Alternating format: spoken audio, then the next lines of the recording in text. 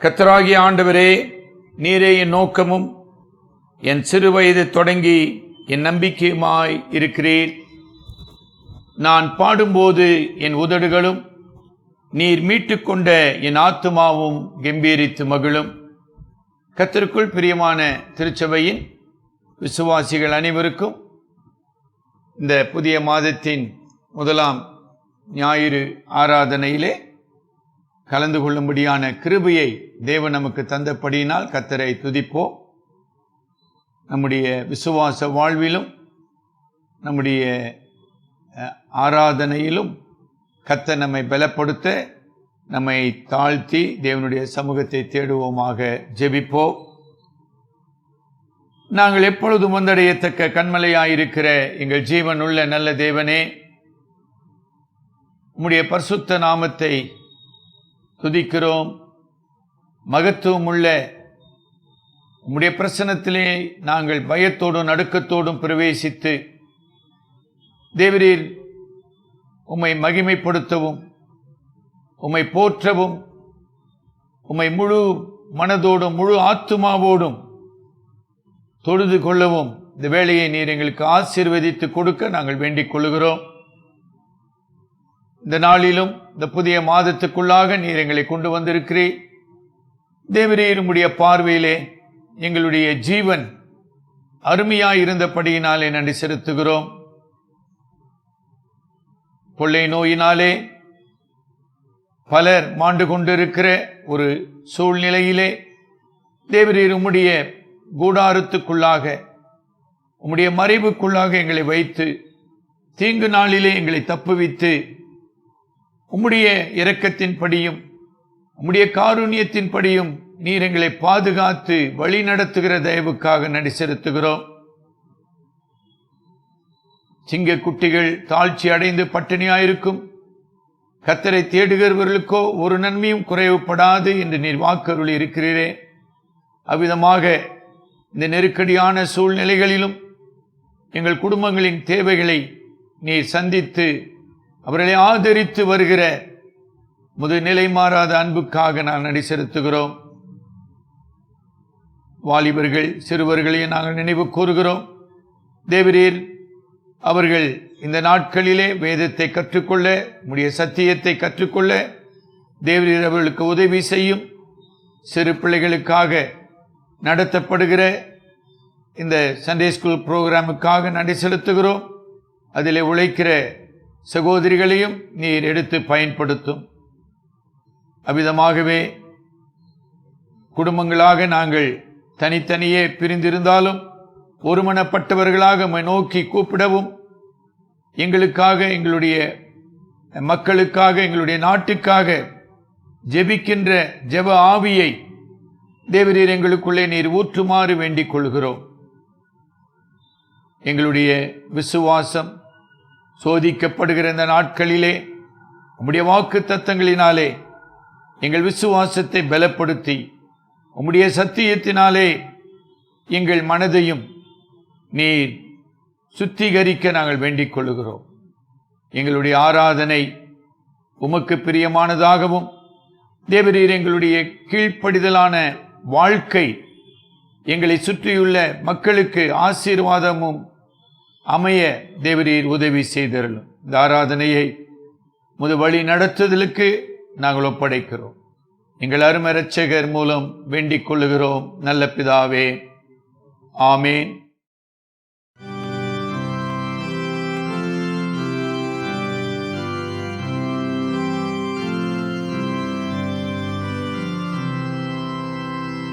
என் உள்ளமே கர்த்தாவை ஆவலாய் துதித்து என் ஆவியே தேவனை எப்போதும்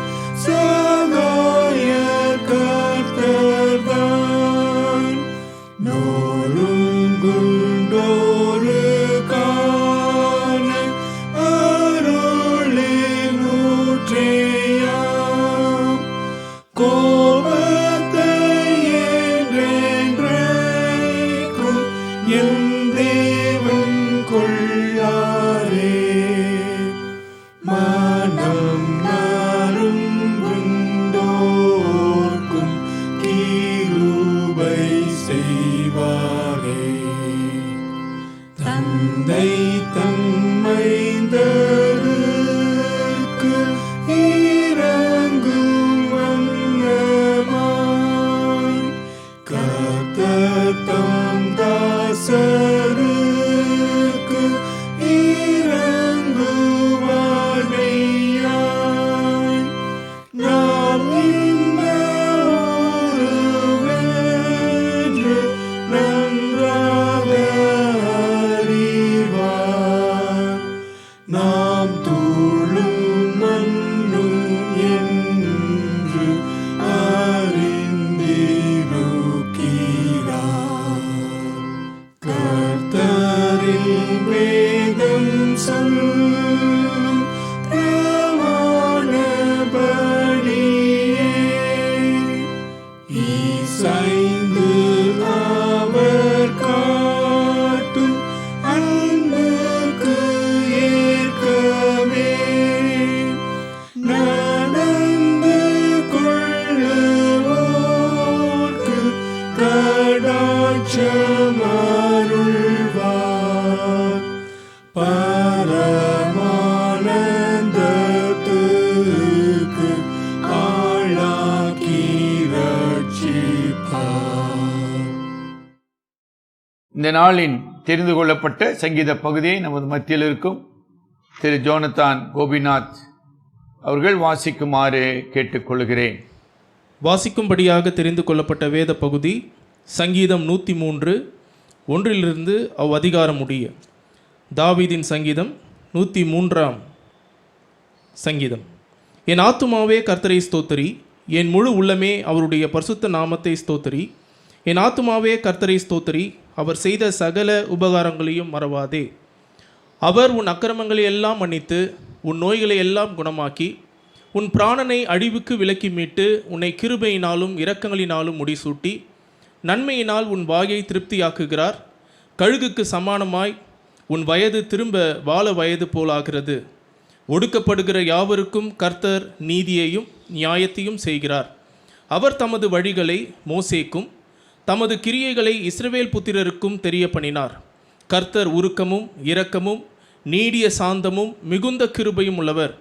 அவர் எப்பொழுதும் கடிந்து கொள்ளார், என்றென்றைக்கும் கோபம் கொண்டிரார். அவர் நம்முடைய பாவங்களுக்கு தக்கதாக நமக்கு செய்யாமலும் நம்முடைய அக்கிரமங்களுக்கு தக்கதாக நமக்கு சரி கட்டாமலும் இருக்கிறார். பூமிக்கு வானம் எவ்வளவு உயரமாயிருக்கிறதோ அவருக்கு பயப்படுகிறவர்கள் மேல் அவருடைய கிருபையும் அவ்வளவு பெரியதாயிருக்கிறது. மேற்குக்கும் கிழக்குக்கும் எவ்வளவு தூரமோ அவ்வளவு தூரமாய் அவர் நம்முடைய பாவங்களை நம்மை விட்டு விலக்கினார். தகப்பன் தன் பிள்ளைகளுக்கு இறங்குகிறது போல கர்த்தர் தமக்கு பயந்தவர்களுக்கு இறங்குகிறார். நம்முடைய உருவம் இன்னதென்று அவர் அறிவார், நாம் மண் என்று நினைவு கூறுகிறார். மனுஷனுடைய நாட்கள் புல்லுக்கு ஒப்பாயிருக்கிறது, வெளியின் புஷ்பத்தை போல் பூக்கிறான். காற்று அதன் மேல் வீசினவுடனே அது இல்லாமல் போயிற்று, அது இருந்த இடமும் இனி அதை அறியாது. கர்த்தருடைய கிருபையோ அவருக்கு பயந்தவர்கள் மேலும் அவருடைய நீதி அவர்கள் பிள்ளைகளுடைய பிள்ளைகள் மேலும் அனாதியாய் என்றென்றைக்கும் உள்ளது. அவர் உடன்படிக்கையை கைக்கொண்டு அவருடைய கட்டளைகளின்படி செய்ய நினைக்கிறவர்கள் மேலேயே உள்ளது. கர்த்தர் வானங்களில் தமது சிங்காசனத்தை ஸ்தாபித்திருக்கிறார், அவருடைய ராஜரீகம் சர்வத்தையும் ஆளுகிறது. கர்த்தருடைய வார்த்தையை கேட்டு அவருடைய வசனத்தின்படி செய்கிற பலத்த சௌரியவான்களாகிய அவருடைய தூதர்களே, அவரை ஸ்தோத்திரியுங்கள். கர்த்தருக்கு பிரியமானதை செய்து அவர் பணிவிடைக்காரராய் இருக்கிற அவருடைய சர்வ சேனைகளே, அவரை ஸ்தோத்திரியுங்கள். கர்த்தர் ஆளுகிற எவ்விடங்களிலும் உள்ள அவருடைய சகல கிரியைகளே, அவரை ஸ்தோத்திரியுங்கள். என் ஆத்துமாவே கர்த்தரை ஸ்தோத்திரி. இந்த நாளிலும் புதிய ஏற்பாட்டு பகுதியாக தெரிந்து கொள்ளப்பட்ட வேத பாடத்தை நமது மத்தியில் இருக்கும் சகோதரர் திரு ரவிக்குமார் அவர்கள் வாசிக்குமாறு கேட்டுக்கொள்கிறார். 1 தீமோத்தேயு 1 அதிகாரம் வசனங்கள் 1 துவங்கி 17 முடிய. நித்திய ஆனந்த தேவனுடைய மகிமையான சுவிசேஷத்தின்படி எனக்கு ஒப்புவிக்கப்படுகிற ஆரோக்கியமான உபதேசத்திற்கு எதிரடையாக இருக்கிற மற்றெந்த செய்கைக்கும் விரோதமாய் விதிக்கப்பட்டிருக்கிற என்னை பலப்படுத்துகிற நம்முடைய கர்த்தராகிய இயேசு கிறிஸ்து என்னை உண்மை உள்ளவன் என்று இந்த ஊழியத்திற்கு ஏற்படுத்தினபடியினால் அவரை சோத்தரிக்கிறேன். முன்னே நான் தூஷிக்கிறவனும் துன்பப்படுத்துகிறவனும் கொடுமை செய்கிறவனுமாய் இருந்தேன். அப்படி இருந்தும் நான் அறியாமல் விசுவாசித்தனாலே அப்படி செய்தபடியினால் இரக்கம் பட்டேன். நம்முடைய கர்த்தரின் கிருபை கிறிஸ்துவின் இயேசுவின் மேலுள்ள விசுவாசத்தோடும் அன்போடும் கூட என்னிடத்தில் பரிபூரணமாய் பெருகிட்டு பாவிகளை ரட்சிக்க கிறிஸ்து இயேசு உலகிற்கு வந்தார் என்கிற வார்த்தை உண்மையும் எல்லா அங்கீகரிப்பும் பாத்திரமுமானது. அவர்களின் பிரதான பாவி நான். அப்படி இருந்தும் நித்திய ஜீவனை அடையும்படி இனிமேல் இயேசு கிறிஸ்துவினிடத்தில் விசுவாசமாக இருப்பவர்களுக்கு திஷ்டாங்கம் உண்டாகும் பொருட்டு பிரதான பாவியாக என்னிடத்தில் அவர் எல்லா நீடிய பொறுமையும் காண்பிக்கும்படிக்கு இரக்கம் பெற்றேன். நித்தியமும் அழிவில்லாமையும் அதரிசனமும் உள்ள ராஜனுமாய் நாம் ஒருவரே ஞானமுள்ள தேவனுமாய் இருக்கிறவரும் கனமும் மகிமையும் சதா காலங்களிலும் உண்டாயிருப்பதாக. ஆமேன். இந்த நாளிலும் கர்த்தருடைய இரக்கத்திற்காகவும் வழிநடத்துதலுக்காகவும் பாதுகாப்பிற்காகவும் கர்த்தருக்கு முன்பாக நம்மை தாழ்த்தி ஜெபிப்போம். நமது மத்தியிலே வந்திருக்கும் மூப்பர் சிமியோன் ஐயா அவர்கள் நம்மை ஜெபத்தில் வழி நடத்துவார். கர்த்தரை நோக்கி நாம் பிரார்த்தனை செய்வோம். வானத்தையும் பூமியும் படைத்த சர்வ வல்லமையுள்ள நித்திய பிதாவே, இந்த புதிய மாதத்தின் காலை ஆராதனை வேலைக்காக நாங்கள் நமக்கு நன்றி செலுத்தி துதிக்கின்றோம். கடந்த 7 மாதங்களும் எங்களை எல்லா தீங்குக்கும் விலக்கி காத்து கொள்ளை நோய்க்கு தப்புவித்து கண்மணி போல வழிநடத்தி பாதுகாத்து உமது தயவுக்காக உம்முடைய இரக்கத்துக்காக இந்த காலை வேளையிலே மனதாரமை ஸ்தோத்தரிக்கிறோம் தகப்பனே. சங்கீதக்காரனோடு கூட சேர்ந்து கர்த்தரை நான் இக்காலத்திலும் ஸ்தோத்தரிப்பேன், அவர் துதி எப்பொழுதும் என் வாயில் இருக்கும் என்று சொன்ன வண்ணமாக கடந்த 7 மாதங்களும் கிருபினாலும் நன்மையினாலும் எங்களை முடிசூட்டி எத்தனையோ விதமான பொல்லாப்புக்கு எங்களை விலக்கி காத்து துன்ப நோய்களுக்கு எங்களை கண்மணி போல காத்து இந்த நல்ல மாதமாகிய 8வது மாதம் ஆகஸ்ட் மாதத்திலே இந்த ஞாயிற்றுக்கிழமை காலைகளிலே ஆண்டவர் இந்த காணொளி காட்சியின் மூலமாக வீடுகளிலே நாங்கள் அமர்ந்தவர்களாக ஆண்டவர் இந்த காட்சியை பார்த்து கேட்டு நாங்கள் பிரயோஜனம் அடைய பயனடைய நல்ல ஒரு ஆவிக்குரிய ஒரு பொழுதுபோக்காக இதை எங்களுக்கு மாற்றி கொடுக்க வேண்டும் என்று நாங்கள் செபிக்கிறோம். கர்த்தாவே ஆண்டவரே, கடந்த காலங்களிலே நாங்கள் திருச்சபையிலே ஆராதிக்க முடியாத கொரோனா என்ற வைரஸ் கிருமினாலே அனைத்து சபைகளும் மூடிப்பட்டது, ஆராதனை இடம்பெறவில்லை, ஜபங்கள் ஐக்கியங்கள் கூடுகை தடைப்படுத்தப்பட்டுள்ளது கொரோனா காலகட்டத்திலே. ஆக என்றைக்கு இதுக்கு ஒரு முடிவு வருமோ என்று நாங்கள் எதிர்பார்த்து காத்திருக்கிறோம். கர்த்தாவே, சகலத்தையும் நீரே செய்து முடிக்கிற தேவன். சங்கீதக்காரன் ஒரு இடத்திலே சொல்கிறார், நீரே இதை செய்தீர் என்று என் வாயை திறவாமல் நான் மௌனமாய் இருந்தேன் என்று 39ஆம் சங்கீதத்தில் எழுதுகிறார்.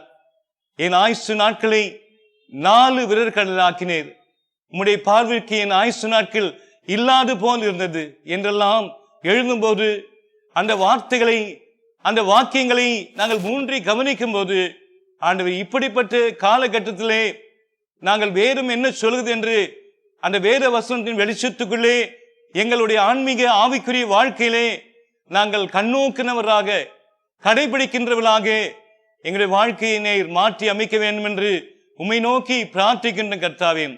ஆக இந்த நாளிலே எங்கள் திருச்சபை குடும்பங்கள் எல்லாம் எத்தனையோ விதமான கஷ்டங்கள், எத்தனை விதமான பலவீனங்கள், எத்தனை விதமான இழப்புகள், அந்த வருத்தங்கள் இருந்தாலும் கூட நீர் இவற்றின் மத்தியில் எங்களை ஆதரித்து விடுவிதலையாக்கி இன்னைக்கு சுகமாய் வைத்திருக்கிறீர். அதை தான் நாங்கள் சங்கீதக்காரன் நாங்கள் வாசித்தோம். என் ஆத்துமாவே கர்த்தரை ஸ்தோத்திரி, என் முழு உள்ளமே அவருடைய பரிசுத்த நாமத்தை ஸ்தோத்திரி. என் ஆத்துமாவே கர்த்தரை ஸ்தோத்திரி, அவர் செய்த சகல உபகாரங்களை மறவாதே, அவர் உன் அக்கிரமங்களை மன்னித்து உன் நோய்களை குணமாக்கி, ஆண்டவரே எங்கள் அக்கிரமங்களை மன்னிக்கிற மனதுருகின மாசற்ற மாண்புமிக்க மகிமையின் தேவனாய் இருக்கிறபடினாலே இந்த காலை வேளையிலே எங்கள் துதிகளை ஏறெடுக்கிறோம். கர்த்தாவே, இந்த உலகம் எங்களை மன்னிக்காது ஆண்டவரே, இந்த உலகம் எங்களை வெறுத்து தள்ளும், இந்த உலகம் எங்களை தூஷிக்கும். ஆனால் நீரும் நாங்கள் எப்பேற்பட்ட பாவிகளாய் இருந்தாலும் அக்கிரமங்களை அநியாயங்களை மன்னித்து நோய்களை குணமாக்கி பிராணனை அழிவுக்கு விலக்கி மீட்டு நன்மையினாலும் கிருபினாலும் முடிசூட்டி வாழ வயது போல எங்கள் வயசை கழுகுக்கு போல சமமாய் மாற்றினீர். ஒடுக்கப்படுகிற யாவருக்கும் நீதியை செய்கிற நீதி உள்ள நேசராக நியாயாதிபதியாக நீர் இருக்கிறபடினாலே கனம் பண்ணுகின்றோம். உம்முடைய நியாய தீர்ப்புகளை நாங்கள் பார்க்கணும். 48ஆம் சங்கீதத்தில் அதை எழுதுகிறார். இதோ ராஜாக்கள் கண்டு களிக்கிறார்கள், கர்த்தருடைய யூதா குமார்த்திகள் நியாய தீர்ப்பை பார்க்கிறார்கள். இந்த தேவன் என்றென்றும் உள்ள சதாகாலம் நம்முடைய தேவன், மரண பரிந்தம் நம்மை நடத்துவார், கர்த்தர் பெரியவர், அவர் நம்முடைய தேவன் என்றெல்லாம் சங்கீதக்காரன் பெரியவராகி உம்மை கனம் பண்ணினாரே. அதே போல நாங்கள் எங்களுடைய வாழ்க்கையிலே வருகின்ற பிரச்சனைகளை எல்லாம் பார்க்காதபடி, எங்கள் பிரச்சனைகளை தீர்க்கிற, எங்கள் பிரச்சனைகளுக்கு பதில் அளிக்கின்ற, எங்களுடைய தேவைகளிலே கூட இருக்கிற எங்கள் அற்புதம் அதிசயங்களை செய்கிறவருமாகிய முன்னதர் இயேசுவை சார்ந்து கொண்டு வாழ இந்த புதிய மாதத்திலே எங்களுக்கு அனுக்கிரகம் பண்ண வேண்டும் என்று உம் பாதங்களை தொட்டு நாங்கள் மன்றாடும். கர்த்தாவின் கடந்த நாளிலே எங்கள் மத்தியிலே பல ஆண்டுகள் சபையிலே இருந்து இந்திய அருட்பணி இயக்கத்திலே பணியாற்றி நேற்று ஆண்டவர் மரித்த அருமையான சீபன் ஐயாவுடைய வாழ்க்கைக்காக, வாழ்நாட்களுக்காக, அவருடைய ஊழியத்தின் பாதைக்காக நாங்கள் உம்மை துதிக்கிறோம். ரட்சிப்பின் பாக்கியத்தை பெற்ற நாள் முதல் உமக்காக வாழ வேண்டும் என்று உழைத்து உமது அடியான் உமது ராஜ்யத்திலே இளைப்பாறும்படி சேர்த்துக் கொண்டேன். அவர் விட்டு சென்றிருக்கிற அவருடைய இந்திய அர்ப்பணி இயக்கத்தின் ஸ்தாபனத்துக்காக, அவருடைய மனைவி சுசீலாவுக்காக நாங்கள் செபிக்கிறோம். அவருடைய குடும்பத்தார் உடன் பிறப்புகளுக்காக செபிக்கிறோம்.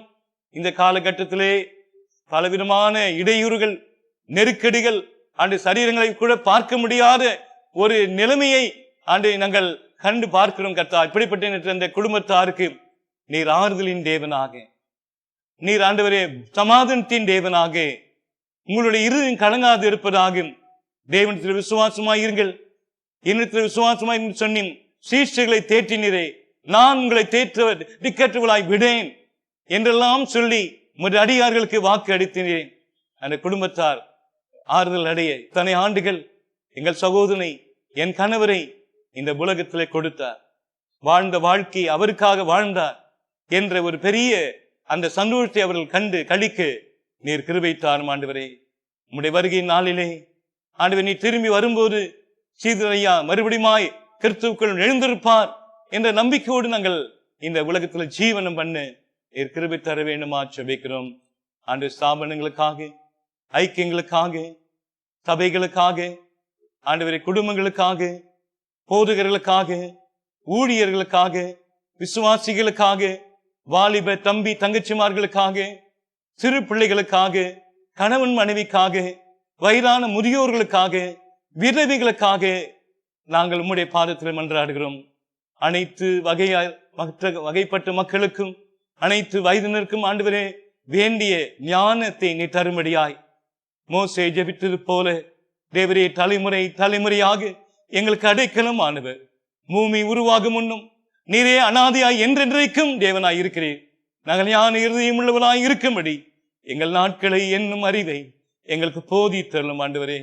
தாப்பனே, உம்முடைய பிள்ளைகள், வாலிப பிள்ளைகள், படிக்கிற பிள்ளைகள் சோர்ந்து போகாதபடி இந்த சோதனை காலகட்டத்திலே ஆண்டவரே எப்பொழுதும் எல்லாம் அறிந்தவரும் எல்லாம் வல்லவரும் சகலத்தையும் நேர்த்தியாய் செய்து முடிக்கிற முன்னதர் இயேசுவின் மேலே கண்களை வைத்தவர்களாக ஆண்டவரே உம்மை சார்ந்து கொண்டு வாழ அவர்களுக்கு வழியை திறக்க நாங்கள் செபிக்கிறோம். இந்த காலகட்டத்திலே ஆண்டவரே இன்னுமாக ஆண்டவர் கர்த்தாவே எங்களுடைய கிளை சபைகளுக்காக செபிக்கிறோம். அந்த கிளை சபையில் இருக்கிற எங்களுடைய மூத்த விசுவாசிகளுக்காக அனைவரையும் ஆண்டவரே இந்த வயதான காலங்களிலே ஆண்டை தொற்று கிருமிகள் அவரை தொடாதபடி 60, 70, 80, 90 வயதை தாண்டின எங்கள் சபையிலும் கீழ்ப்பாங்க சபையில் இருக்கிற அநேக சகோதர நாங்கள் நினைவு கூறுகிறோம்.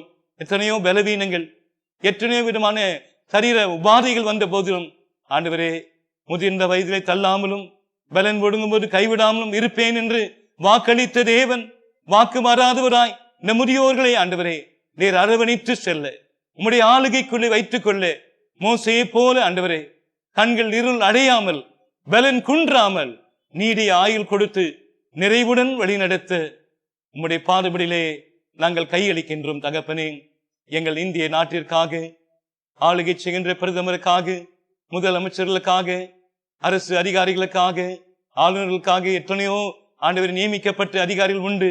அவர்கள் எல்லாரும் ஆண்டவர் ஞானமாய் ஆட்சி புரிய, நீதியாய் அரசாள, நீதிபதியாகி உம்மை நோக்கி பார்க்க தேவர் கிருபை தாரும். ஆண்டவரே, பொருளாதார குறைவுபட்ட காலம், வேலை இழப்புகள், ஆண்டவரே கர்த்தாவே அநேகருடைய குடும்பங்களிலே இருக்கிற வறுமைகள், வேலை இழந்திருக்கிறார்கள். ஆகிய அப்படிப்பட்ட மக்களுக்கு அரசாங்கம் ஆண்டவர் அதிகாரிகள் ஆண்டவர் உணர்ந்து செயல்பட நீர் கிருபை தர வேண்டுமா ஜெபிக்கிறோம். ஆண்டவரே, இந்த ஆண்டினுடைய இறுதி மாதங்கள் ஆண்டவர் மற்ற அத்தனை மாதங்கள் வரப்போகிற அந்த 4 மாதங்களும் ஆண்டவரே உம்முடைய பிள்ளைகளை ஆண்டவரை ஆதரிக்க, பஞ்சத்தின் மத்தியிலே எலியாவை ஆதரித்த தேவன் 5 அப்பம் 2 மீனை கொண்டு அந்த வனாந்திர சத்தியத்தை கேட்டு உம்முடைய உபதேசத்தை கேட்டு மக்களுக்கு உணவளித்தவரே, உயிருள்ள தேவனே, உயிரோடு எழுந்தவரே, உம்முடைய பிள்ளைகளை ஆண்டவரே உணவளித்து உயிரோடு காப்பாற்ற உம்முடைய கருணையை கடாட்சிக்க நாங்கள் ஜெபிக்கின்றோம். இந்த அருமையான வேளையிலே எங்கள் நாட்டுக்கு நீர் மனமிறங்கி கொடுத்து வரும் அழைக்காக துதிக்கிறோம். ஆண்டவரே, கர்த்தாவே, மருத்துவமனையிலே அடைபட்டிருக்கிற அநேக நோயாளிகளுக்காக, மருத்துவர்களுக்காக, நர்ஸ்மார்களுக்காக, துப்புரவு தொழிலாளர்களுக்காக, காவல்துறைக்காக, சுகாதாரத்துறைக்காக ஜெபிக்கின்றோம். அனைவரையும் ஆண்டவரே காத்துக் கொள்ளுங்கப்பா. காலகட்டத்திலே இரவு பகல் என்று அயராமல் உழைக்கின்றார்கள். ஆகிய இந்த வியாதிகள் மீண்டும் மீண்டும் கர்த்தாவே கிருமிகள் பரவாதபடி நீர் அவைகளை அடக்க ஆள நீர் சொல்ல ஆகுமே, நீர் கட்டளிட நிற்குமே. உம்முடைய வார்த்தைகள் அதிகாரம் உள்ளதே, ஒரு வார்த்தை சொன்னால் போதுமே, என் வேலைக்காரன் பிழைப்பான் என்று 100க்கு அதிபதி உம்முடைய வார்த்தையின் மேல் விசுவாசம் வைத்தாரே, அதுபோல ஆண்டவர் இந்த நாளிலே நாங்கள் விசுவாசத்தோடு உம்முடைய அதிகாரத்துக்காக உம்முடைய ஆளுகைக்காக இந்த பூமியில் உள்ள மக்கள் அனைவரும் ஆண்டவரே நலமாய் இருக்க, நன்றாய் இருக்க, எல்லாவற்றுக்கும் மேலாக மெய் பொருளாகி உம்மை மெய் தேவனாகி உம்மை இரட்சகராகி உம்மை பாவிகளுக்காக உயிர் கொடுத்து சிலுவையிலே ரத்தம் சிந்தி மரித்து அடக்கம் பண்ணப்பட்டு 3ஆம் நாள் உயிர்த்தெழுந்த ஜீவனுள்ள இயேசுவை அறிந்து கொள்ள எங்கள் இந்திய நாட்டின் மக்களுடைய கண்களை திறக்க நாங்கள் இந்த வேளையில் மன்றாடுகிறோம். உம்முடைய கிருபையின் கரங்கள் இந்த ஞாயிற்றுக்கிழமை முழுவதும் தாங்கட்டும். ஊரடங்கு சட்டத்தினாலே நாங்கள் உள்ளே இருந்து வெளியே போகாதபடி காத்துக்கொள்ளும். மாலையில் நடக்கிற இந்த வேதப்பாடு வகுப்பிலும் தேவனுடைய கிருபை தாங்கி அதிலும் செய்து கொடுக்கிற தாசர்கள் மூலமாய் உம்முடைய கிருபையை கண்டு கொள்ள வேற பாடத்தை கேட்கின்ற அனைவரும் தெசலோனிக்கா பட்டணத்திலுள்ள நற்குணசாலிகளாக நாங்கள் மாற வேண்டும். ஆண்டவரே, அதுதான் அன்றைக்கு வேதத்தை ஆராய்ந்து பார்த்தவர்கள் நற்குணசாலிகளாய் மாறினார்கள் என்ற அந்த பதம் எங்கள் உள்ளத்தை தொட்டது. நற்குணசாலிகளாய் நாங்கள் மாற வேண்டும். இந்த காலையிலே எங்கள் போதகருடைய செய்தியை கேட்க போகிறோம். அந்த சத்தியத்துக்கு நாங்கள் சாட்சிகளாக நிற்க வேண்டும். ஆண்டவரே, என்ன உபத்திரம் வந்தாலும், என்ன பிரச்சனை வந்தாலும், தேவாதி தேவனே எங்களுக்கு அரவணைப்பு என்று உம்மை நம்பி எங்கள் விசுவாசத்தை விட்டு வழிவே போகாமல் நாங்கள் உம்முடைய பிள்ளைகள் என்பதை எங்களுடைய பகுதிகளிலே, நாங்கள் வாழும் இடங்களிலே ஆண்டவரை நிலைத்து நின்று சாட்சி பகர எங்கள் குடும்பங்களை, எங்கள் சரீரங்களை உம்முடைய சத்தியத்தினாலே உயிர்ப்பிக்கும்படியாய் உம்முடைய கரங்களில் எங்களை தாழ்த்தி ஒப்பு கொடுத்து இந்த ஸ்தோத்திர விண்ணப்பத்தை, மன்றாட்டு ஜெபத்தை எங்கள் அருமை இரட்சகரும் மீட்பருமாக இயேசுவின் இன்ப நாமத்தில் வேண்டிக் கொள்கிறோம் பரமபிதாவே, ஆமீன்.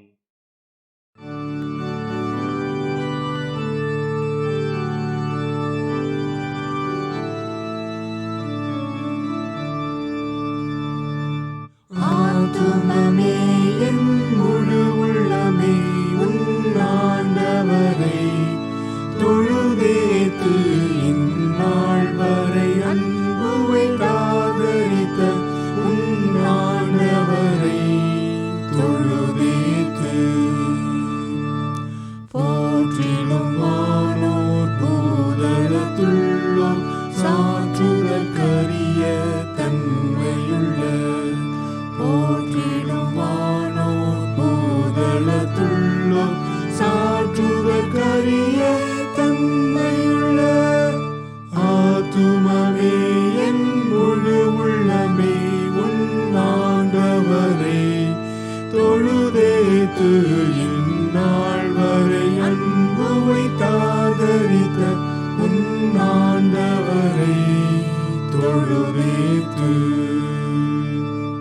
தலைமுறை தலைமுறை தாங்கும் வினோத உலகமுன் தோன்றி ஒழியாத தலைமுறை தலைமுறை தாங்கும் வினோத உலகமுன் தோன்றி ஒழியாத ஆத்துமமே என் முழு உள்ளமே உன் ஆண்டவரை தொழுதேத்து இந்நாள் வரை அன்புவை ஆதரித்த உன் ஆண்டவரை தொழுதேத்து.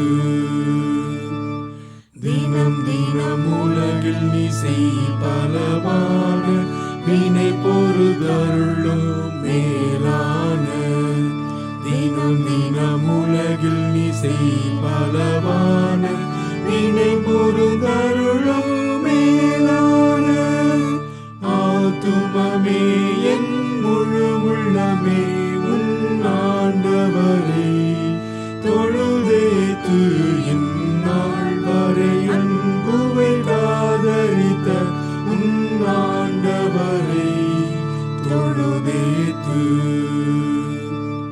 வாதை நோய் துன்பம் மாற்றி ஆனந்த போதரும் தயை செய்துயிர் தந்த. வாதை நோய் துன்பம் மாற்றி ஆனந்த போதரும் தயை செய்துயிர் தந்த. ஆத்துமமே என் முழு உள்ளமே உன் ஆண்டவரை தொழுதேத்து. இந்நாள் வரை அன்புவை ஆதரித்த உன் ஆண்டவரை தொழுதேத்து. உற்றுனக்கிறங்கி உரிமை பாராட்டும் முற்றும் கிருபையை நான் முடிசூட்டும். உற்றுனக்கிறங்கி உரிமை பாராட்டும் முற்றும் கிருபையை நான் முடிசூட்டும். ஆத்துமமே என் முழு உள்ளமே உன் ஆண்டவரை தொழுதேத்து. இந்நாள் வரை அன்புவை ஆதரித்த உன் ஆண்டவரை தொழுதேத்து. துதி மிகுந்தேர சோதரி தினமே இதயமே உள்ளமே என் மனமே. துதி மிகுந்தேர ஸ்தோத்தரி தினமே இதயமே உள்ளமே என் மனமே. ஆத்துமமே என் முழு உள்ளமே உன் ஆண்டவரை தொழுதேத்து. இந்நாள் வரை அன்புவை ஆதரித்த உன் ஆண்டவரை தொழுதேத்து. பிரியமானவர்களே, இந்த காலை வேளையிலும் நமக்கு மிக அருமையான மிக பழக்கமான 103ஆம் சங்கீதத்தை சற்று ஆழ்ந்து படிக்க இருக்கிறோம். இது ஒரு பாடல் உண்மைதான். ஆனால் அந்த பாடலின் வரிகள் பாடுகிறவனின் எண்ணங்களை பிரதிபலிக்கிறது. எந்த ஒரு பாடலுமானாலும் சரி, பாடல் வரிகள் பாடுகிறவரின் அல்லது இயற்றிய கவிஞனின் உள்ள உணர்வுகளை வெளிப்படுத்துகின்றன. இன்றைக்கு நம்முடைய பிரச்சனை என்னவென்றால், இந்த சங்கீதங்களையும் சரி வேத பாடத்தையும் சரி ஒரு பாடமாக பாடலாக பாடிக்கொண்டிருக்கிறோமே ஒழிய அந்த சத்தியங்களோடு நம்முடைய ஆழத்துவம் நம்முடைய இதயம் இணைவது இல்லை. ஆகையினாலே அந்த பாடல்களின் ஆழத்தை நாம் புரிந்து கொள்வதே இல்லை. அதன் காரணமாக நம்முடைய பெரும்பாலான நம்முடைய ஆராதனை நிகழ்ச்சிகள் வெறும் சடங்குகளாக மாறிக்கொண்டிருக்கின்றன. நான் ஆரம்ப காலத்திலும் சொன்னேன், தாவீதை கடவுள் தம்முடைய ஊழியனாக தெரிந்து கொண்டு தாவீதை கொண்டு ஆராதனை முறையிலே பல மாற்றங்களை ஆவியானவர் செயல்படுத்தினார். கிறிஸ்து பிறப்பதற்கு 1000 ஆண்டுகளுக்கு முன்னதாகவே பரிசுத்த கடவுள் விரும்புகிற பரிசுத்த ஆராதனையை உடன்படிக்கையின் மக்களாகிய இஸ்ரவேலர் செய்ய வேண்டும் என்கிற நோக்கத்தோடுதான் இந்த சங்கீதங்கள் சிறப்பு ஈவுகளாக அவர்களுக்கு கொடுக்கப்பட்டது. ஆனால் துக்ககரமாக இதை பாடின இஸ்ரவேலரும் சரி, பாடிக்கொண்டிருக்கிற இன்றைய விசுவாசிகளும் சரி, பாடக ஆசிரியனோடு நாம் இணைவதே இல்லை. வெறும் அறிவுபூர்வமாக அல்ல, உணர்ச்சி பூர்வமாக அல்ல, இதயபூர்வமாக, ஆவிக்குரிய ரீதியாக நாம் அந்த ஆசிரியரோடு இணையவில்லை என்றால் நம்முடைய பாடல்கள் வெறும் ஒரு பங்களிப்பாக மட்டுமே இருக்குமே ஒழிய நம்முடைய ஆத்துமாவின் ஆராதனையாக அவைகள் மாறுவதில்லை. ஆக நம்முடைய திருச்சபையின் ஆராதனை குறித்து எனக்கு கரிசனை உண்டு. பல தவறுகளை நாம் இன்னும் செய்து கொண்டிருக்கிறோம். அதை நான் இப்போ சொல்ல போனால் காலம் போயிடும். அதாவது சில பேர் ஆராதனைக்கு வேதம் கொண்டு வருகிறது கிடையாது, சங்கீதங்களை படிக்கிறோமே ஒளி அதிலே இணைவது கிடையாது. இப்போ என்ன காட்டுதுங்க? அது ஒரு மாய்மாலமான ஒரு சடங்கை நாம் செய்து கொண்டிருக்கிறோம். சரிங்களா? ஆக 103ஆம் சங்கீதத்தின் முதல் 2 வசனங்கள் அந்த சங்கீதத்தின் ஒரு முகவுரையாக இருக்கின்றன. எனக்கு மீதி 20 வசனங்களின் சத்தியமும் அனுபவமும் என் வாழ்க்கையின் அனுபவமாக இல்லாவிட்டால் முதல் 2 வசனங்களை நான் திருப்பி திருப்பி சொல்வதினாலே நான் கடவுளை பிரியப்படுத்த முடியாது, அதன் ஆசீர்வாதத்துக்கும் சொந்தமாக முடியாது. நான் திருப்பி சொல்லட்டுங்களா? தியானிக்க போகிறோம். 103ஆம் சங்கீதத்தின் 3ஆம் வசனம் முதல் 22ஆம் வசனம் முடிய உள்ள சத்தியங்களின் அனுபவங்களை என் வாழ்வின் அனுபவங்களாக நான் கொண்டிருக்கவில்லை என்றால் நாம் ஒரு பழக்க தோஷமாக சொல்லிக் கொண்டிருக்கிறோமே, என் ஆத்துமாவை கர்த்தரை ஸ்தோத்திரி என்பது தேவனை மகிமைப்படுத்துவதாகவோ அல்லது தேவனுடைய அருளை பெறுவதாகவோ அமையவே அமையாது. ஆண்டவர் எச்சரித்த வண்ணமாக இந்த ஜனங்கள் உதடுகளினால் என்னை ஸ்தோத்தரித்து தங்கள் வாழ்க்கையினாலே என்னை நிராகரிக்கிறார்கள் என்கிற அந்த சாபத்துக்கு உரியவர்களாக நாம் மாறிப்போவோம். ஒரு எச்சரிக்கைங்க. அடுத்தபடியாக நான் ஆரம்ப நாட்களிலே சொன்னேன், தாவீதின் மூலமாக ஆராதனை முறைமையிலே பெரும் மாற்றங்களை கடவுள் கொண்டு வர சித்தம் கொண்டார். அதாவது தாவீது பிறந்த காலம், வாழ்ந்த காலம், இந்த காலம் இஸ்ரவேல் மக்கள் எகிப்தின் அடிமைத்தனத்திலிருந்து விடுதலையாக்கப்பட்டு வாக்களிக்கப்பட்ட கானானின் சுதந்திரத்தின் சுதந்திரவாளிகளாக அவர்கள் மாற்றப்பட்டு தேவனுடைய அனுக்கிரகத்தினாலே பாலும் தேனும் ஓடுகிற ஆசீர்வாதத்தை அனுபவித்துக் கொண்டிருக்கிற ஒரு சுபிட்சமான காலம்.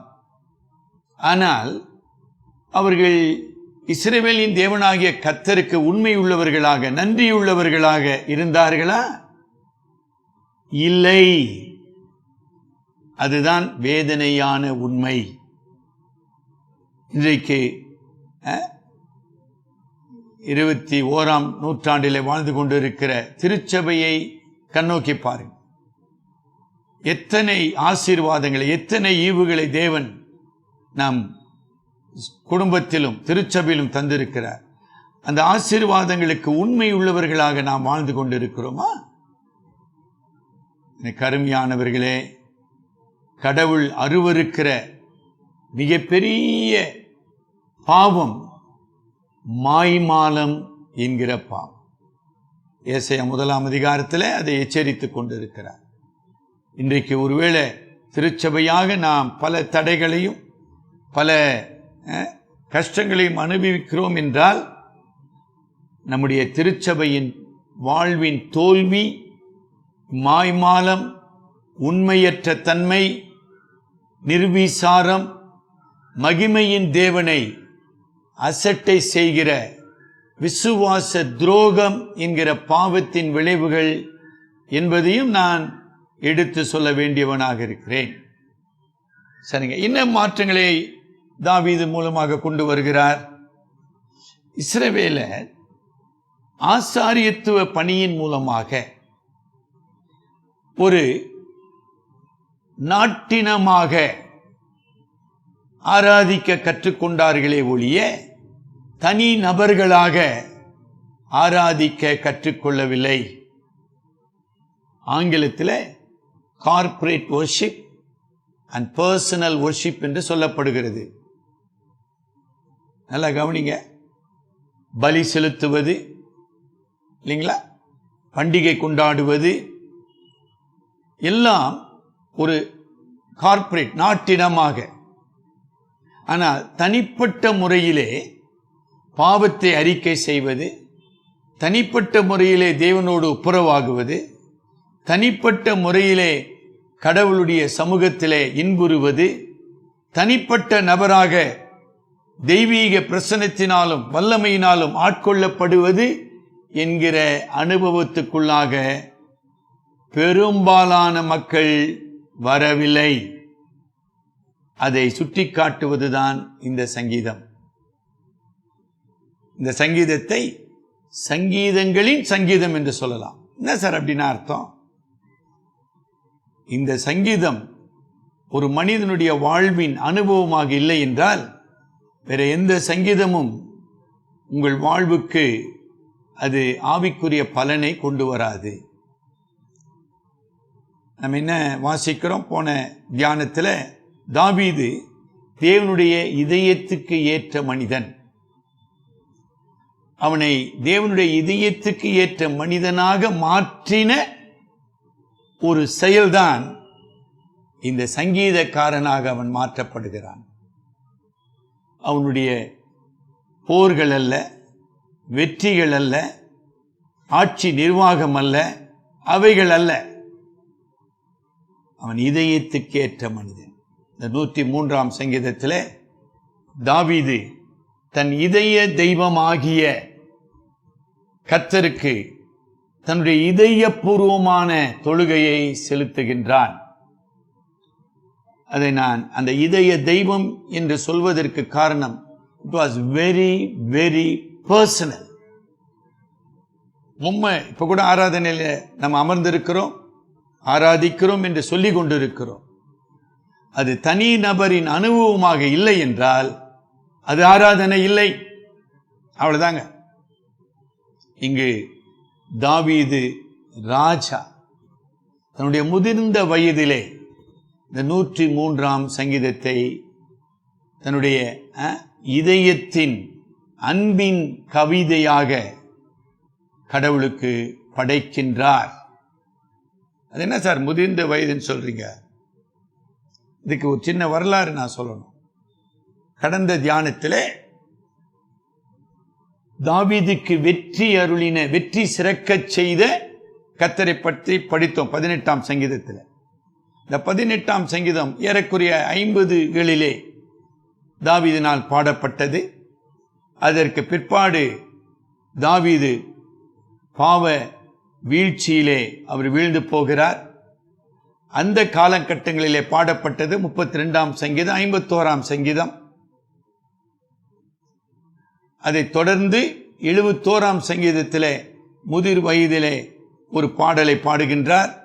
அந்த 71ஆம் சங்கீதத்தின் வரலாற்று பின்னணி, அவருடைய குடும்ப வாழ்க்கையிலே மூத்த மகனாகிய அப்சலோமினாலும் அடுத்த மகனாகிய அதோனியாவின் மூலமாக ஏற்பட்ட குழப்பங்கள், புரட்சிகள், வேதனைகளின் மத்தியிலே 71ஆம் சங்கீதத்தை தாவீது பாடி முடித்தார். நீங்கள் சங்கீத புத்தகத்திலே பார்ப்பீர்களானால் 72ஓடு தாவீதின் சங்கீதம் முடிந்தது என்று வாசிப்பீர்கள். அப்படிப்பட்ட காலகட்டத்தில் 103ஆம் சங்கீதத்தை பாட வேண்டிய அவசியம் என்ன? இப்படி படிக்கணும். இதுதான் ஆராய்ந்து படிக்க வேண்டிய பாடம். 18ஆம் சங்கீதத்திலே வெற்றி தந்த கர்த்தர் 32ஆம் சங்கீதம் 51ஆம் சங்கீதத்திலே பாவத்தில் படுகுழியில் வீழ்ந்து போன தாவீதை தூக்கி எடுத்த கர்த்தர், கிருபையினாலும் நன்மையினாலும் முடிசூட்டின கர்த்தர், என்ன அற்புதமா பாடிக்கொண்டு போகிறார். இந்த 71ஆம் சங்கீதத்திலே விருதாப்பிய நாட்களிலே ஏமாற்றத்தையும் குடும்பத்திலே வேதனையும் சந்தித்த தாவீதை நிலைப்படுத்தின கர்த்தர். இத்தனை அனுபவங்களை கடந்து வந்து 103ஆம் சங்கீதத்திலே ஒரு இதயபூர்வமான ஆத்மார்த்தமான சொல்லுவாங்க, ஆத்மார்த்தமான ஒரு பாடலை கடவுளுக்கு காணிக்கையாக படைக்கின்றார். இப்ப யோசனை பண்ணி பாருங்க, 103ஆம் சங்கீதத்துக்கும் உங்களுக்கும் அனுபவ ரீதியாக எவ்வளவு ஒற்றுமை இருக்குதுன்னு பாருங்க. வெற்றி வாழ்க்கையை நீங்க அனுபவித்திருக்கிறீங்களா? அதுக்காக தேவனை துதித்தீர்களா? பாவ வீழ்ச்சியிலே, நம்பிக்கையற்ற சூழ்நிலையிலே தேவன் உங்களை பாவத்தின் வீழ்ச்சியில் இருந்து விடுவித்து உயிர்ப்பித்து உங்களை நிலைநிறுத்தினாரா? குடும்ப பிரச்சனைன்னு சொன்ன பிரதர், சமுதாயத்தில் பிரச்சனையை சந்திக்கிறோம், தொழிலில் பிரச்சனையை சந்திக்கிறோம். ஆனால் அது எல்லாவற்றையும் விட குடும்பத்தில் துரோகத்தை சந்திப்பது மிக வேதனையானது. அதைதான் தாவீது சந்தித்தார். அதிலிருந்து விடுதலை பெற்று இந்த 103ஆம் சங்கீதத்தை பாடலாக அர்ப்பணிக்கின்றார். இந்த சங்கீதம் வலியுறுத்துகிற சத்தியம் கிருபையும் கிருபையின் ஈவுகளும். சரிங்களா? ஆக தாவீது தேவனுடைய கிருபையை போற்றி துதிக்கின்றார். இந்த சங்கீதத்தில் வேறு ஒரு மன்றாட்டும் வேறு ஒரு விண்ணப்பமோ எதுவும் கிடையாது. தேவனுடைய கிருபையை மட்டும் தாவீது போற்றி துதிக்கின்றார். கிருபை என்றால் என்ன? நிலை மாறாத அன்பின் அருட்கொடைகள். கிருபைக்கு சாதாரணமாக நம்ம என்ன சொல்லுவோம்?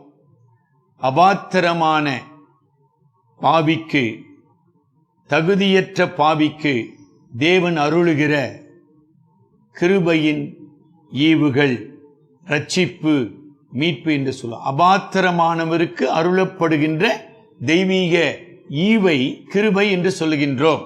அது உண்மைதான். இங்கு தாவீது கடவுளிடத்திலிருந்து தான் பெற்ற கிருபையின் ஈவுகளை தொகுத்து தேவனை துதித்து போற்றுகிறார்.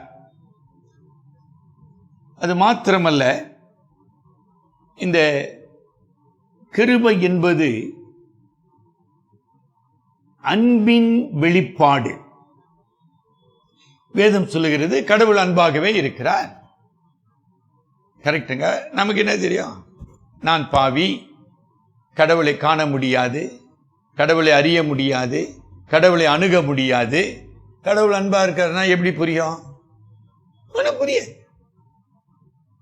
ஆக கடவுளின் அன்பு பாவ மனிதனோடு உறவு கொண்டு பாவ மனிதனுக்கு தன்னை வெளிப்படுத்தி பாவ மனிதனை அவனுடைய துன்பத்திலிருந்து பாவத்திலிருந்து மீட்டுக்கொண்டு தன்னுடைய பிள்ளையாக மாற்றி தம்முடைய மகிமையை அவன் அறிந்து கொள்ளவும் அனுபவிக்கும் செய்கிறதே, அதுதான் கிருபை. அன்பிற்கு மறுபெயர் கிருபை. அன்பு இல்லை என்றால் அங்க கிருபை நம்மை வந்து அடைய முடியாது. சரிங்களா?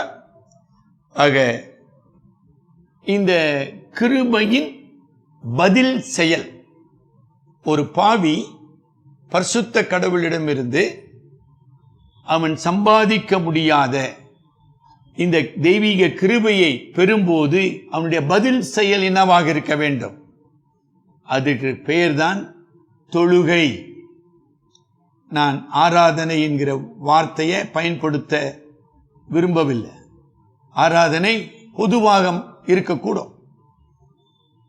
புரியுதுங்களா? சபையின் ஆராதனை என்பது பொதுவானது. ஆனால் தொழுகை என்பது தனி நபரை மையப்படுத்துவது. அந்த குறிப்பிட்ட நபர் தேவனுடைய கிருபையை அனுபவிக்காவிட்டால், அவன் கிருபையினாலே காக்கப்படாவிட்டால், கிருபையின் தேவன் அவனை உயிர்ப்பிக்காவிட்டால், அவன் தேவனை ஆவியோடும் உண்மையோடும் தொழுது கொள்ளவே முடியாது. கரெக்டுங்களா? 32ஆம் சங்கீதத்தில் பாவ அறிக்கையின் சங்கீதம், 51ஆம் சங்கீதம் பாவ அறிக்கையின் சங்கீதம். அப்ப பழைய ஏற்பாட்டின் முறைமையின்படி இந்த 2 சங்கீதங்களிலே தாவீது எந்த பலியை குறித்தோ அவன் வலியுறுத்தவில்லை, நான் செலுத்துகிறேன் என்று சொல்லவும் இல்லை. 51ஆம் சங்கீதத்தின் 16, 17 வசனங்களிலே தேவனுக்கு பிரியமானது நொறுங்குண்ட ஆவிதான், தேவனே நொறுங்குண்டதும் நறுங்குண்டதுமான இதயத்தை நீர் புறக்கணியேன். அதுதான் இந்த சங்கீதத்தின் ஆரம்பமாக இருக்கிறது.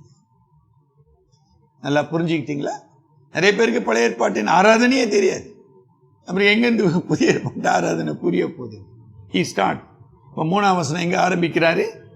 3:4 எப்படி ஆரம்பிக்கிறாரு? அவர் உன் அக்கிரமங்கள் எல்லாம் மன்னித்து உன் நோய்களை எல்லாம் குணமாக்கி உன் பிராணனை அழிவுக்கு விலக்கி மீட்டு உன்னை கிருபையினாலும் இரக்கத்தினாலும் முடிசூட்டி. அப்ப எங்க 51ஆம் சங்கீதம் எங்கு முடிதோ அங்கு ஆரம்பிக்கிறார் இந்த சங்கீதத்தை. எனக்கு அருமையானவர்களே, தேவனுடைய கிருபையை பெறாதவன், தேவனுடைய கிருபையினாலே தேவனை ஆராதிக்காதவன், அவனுக்கும் இந்த பரிசுத்த கடவுளுக்கும் எந்த உறவும் இல்லை, எந்த உரிமையும் இல்லை. சரிங்களா? இந்த சங்கீதத்தில் 4 படிப்பினைகளை கற்றுக்கொள்ள நான் விரும்புகிறேன். முதலாவது படிப்பினை, தாவீது அறிந்திருந்த அல்லது ஆராதிக்கிற கர்த்தர் யார்? சின்ன கேள்வி. தாவீது அறிந்திருந்த, அந்த அறிந்திருந்தன்றதுங்க a personal knowledge of God. அதுதான் நான் வலியுறுத்தி கொண்டிருக்கிறேன். சொன்னாங்க, சார் எகிப்தில் அற்புதம் செய்தாரு, சிவந்த சமுத்திரத்தை கடந்து வந்தோம், 40 ஆண்டுகள் மன்னாவை தந்தாரு, எரிகோவை இந்த கதை சொல்லி நிற்கிறது இல்லைங்க. It is not historical faith, it is a personal faith on redeemer God. மீட்பராகிய கடவுள் மீது தனிப்பட்ட மனிதனாக நான் பாவம் மன்னிக்கப்பட்ட காரணத்தினாலே, மீட்கப்பட்ட காரணத்தினாலே, அவர் என் இரட்சகர், அவர் என் ஆண்டவர், நான் அவருடைய பிள்ளை என்கிற உறவின் அடிப்படை. தாவீது அறிந்திருந்த கர்த்தர் யார்? நீங்க அறிந்திருக்கிற கர்த்தர் யார்? எப்படி அறிந்து கொண்டீர்கள்? சரிங்களா? அது மாத்திரமல்ல, இது பிற மதத்திலிருந்து நம்மை வேறுபடுத்துகிறது. நான் அதற்குள் செல்ல விரும்பவில்லை. பிற மதங்கள் எல்லாம் சடங்குகள். இங்கே சடங்கு 103ஆம் சங்கீதத்தில் சடங்குக்கோ பலிக்கோ ஒரு இடமும் கிடையாது. அது மாத்திரமல்ல, அந்த முதல் 2 வசனங்களிலே தாவீது வலியுறுத்துகிற சத்தியம் என்ன? என் ஆத்துமாவே கர்த்தரை ஸ்தோத்தரி. என் ஆத்துமாவே, அந்த இடத்துல தாவீது குறிப்பிடுகின்ற ஆத்துமா யார்? மனித முழு ஆழத்துவம், அவனுடைய ஆவி, அவனுடைய ஆத்துமா, அதில் உள்ளடங்கி இருக்கிற அவனுடைய மனம், அவனுடைய சித்தம், அவனுடைய உணர்ச்சி, அவனுடைய மனசாட்சி, இதில் ஒன்று கூட குறையக்கூடாது. அதை நாம் அந்த சிந்தனையை பார்த்து நாம் இந்த தியானத்தை முடிக்க போகிறோம். முழு ஆத்துமாவும். ஏன் அது ரொம்ப முக்கியம்? மத்தேயு 22ஆம் அதிகாரம் 37ஆம் வசனம் படிங்க. மத்தேயு 22:37. அங்க ஆண்டவராகிய இயேசு கிறிஸ்து ஒரு நியாய சாஸ்திரிக்கு பதில் கொடுக்கின்றார். இயேசு அவனை நோக்கி உன் தேவனாகிய கர்த்தரிடத்தில் உன் முழு இருதயத்தோடும் உன் முழு ஆத்துமாவோடும் உன் முழு மனதோடும் அன்பு கூறுவாயாக. எனக்கு அருமையானவர்களே, என்னுடைய தொழுகை இந்த 3 அம்சங்களை கொண்டு இருக்க வேண்டும். முழு மனதோடும், முழு பலத்தோடும், முழு ஆத்மாவோடும் அன்பு. நம்ம நேரம் யோசனை பண்ணி பாருங்க. உங்களுக்கு அப்படி தொழுகை தெரியுமான்னு பாருங்க. நாம் இன்னும் இந்த சிறப்பான மெய்யான ஆத்ம ரீதியான தொழுகையை இன்னும் கற்றுக்கொள்ளவில்லை. we depend on the formalities சொல்லுவோம். பாரம்பரியமான பாட்டு பாடணும் சார், ஜெபம் பண்ணணும் சார், இன்னும் அதை தான் நாம் சார்ந்து கொண்டிருக்கிறோம். எனக்கு வெளியே நடக்கிறவைகளை சார்ந்து நான் ஆராதிக்க முயற்சி செய்கிறேன். அப்படி அல்லன்னு தாவீது சொல்லிக் கொடுக்கிறேன். 103ஆம் சங்கீதம். ஆராதனை முழுக்க பரிசுத்த கடவுளுக்கும் மீட்கப்பட்ட பாவியாகிய மனிதனுக்கும் இடையிலே நடக்கின்ற ஒரு ஆவிக்குரிய செயல். அந்த நிலைமைக்கு வந்துட்டீங்களா? அதான் நான் சொல்றேனே,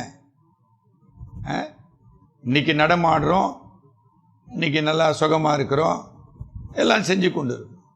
ஒரு காலகட்டத்தில் நடமாட முடியாது, நம்ம படுக்கையில் இருப்போம், பாட முடியாது.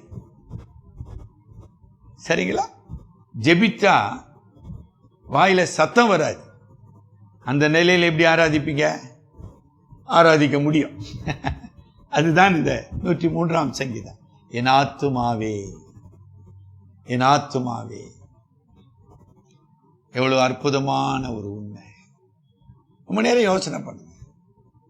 என்னுடைய ஆராதனை எனக்கு வெளியே நடக்கின்றவைகளை சார்ந்து இருக்கிறதா, எனக்குள்ளே இருக்கிற ஆவியானவர், அறிவாற்றல், சித்தம், நல் மனசாட்சி, குற்றமற்ற மனசாட்சி, கிறிஸ்துவின் இரத்தத்தினாலே கழுவப்பட்ட மனசாட்சி, இந்த அன்பின் தெய்வமாகிய கிறிஸ்துவினிடத்திலே கொண்டிருக்கிற மாசற்ற அன்பு. ஒரு வார்த்தை நான் சொல்றேன்னா அது ஒரு காரணத்தோடு சொல்றேன். அதாவது இந்த அன்புக்கு இடையிலே எதுவுமே இருக்கக்கூடாது. அதுதான் 103ஆம் சங்கீதம். ஒன்னு இருக்கக்கூடாது. Nothing between me and God. இன்னும் அற்புதமான ஒரு பாடத்தை தாவீது ராஜா நமக்கு கற்றுக் கொடுக்கிறார். நேரம் யோசனை பண்ணுங்க. சின்ன வயசுல இருந்து நான் ஆத்துமாவே கர்த்தரை சொல்லி கொண்டு இருக்கிறோமே ஒழிய நாம் தொழுகையை கற்றுக்கொள்ளவில்லையே. சரிங்களா? கர்த்தர் யார்? இந்த சங்கீதத்தில் ஒரு 4 காரியத்தை தாவீது சொல்லுகிறார். கர்த்தர் யார் என்பதற்கு, கர்த்தருடைய பண்புகளை, இல்லைங்களா? முதலாவது அவர் பயன்படுத்துகிற பதம் கர்த்தர் என்பது உடன்படிக்கையின் தேவன். Jehovah means a covenant God. நான் பல முறை சொல்லியிருக்கிறேன்.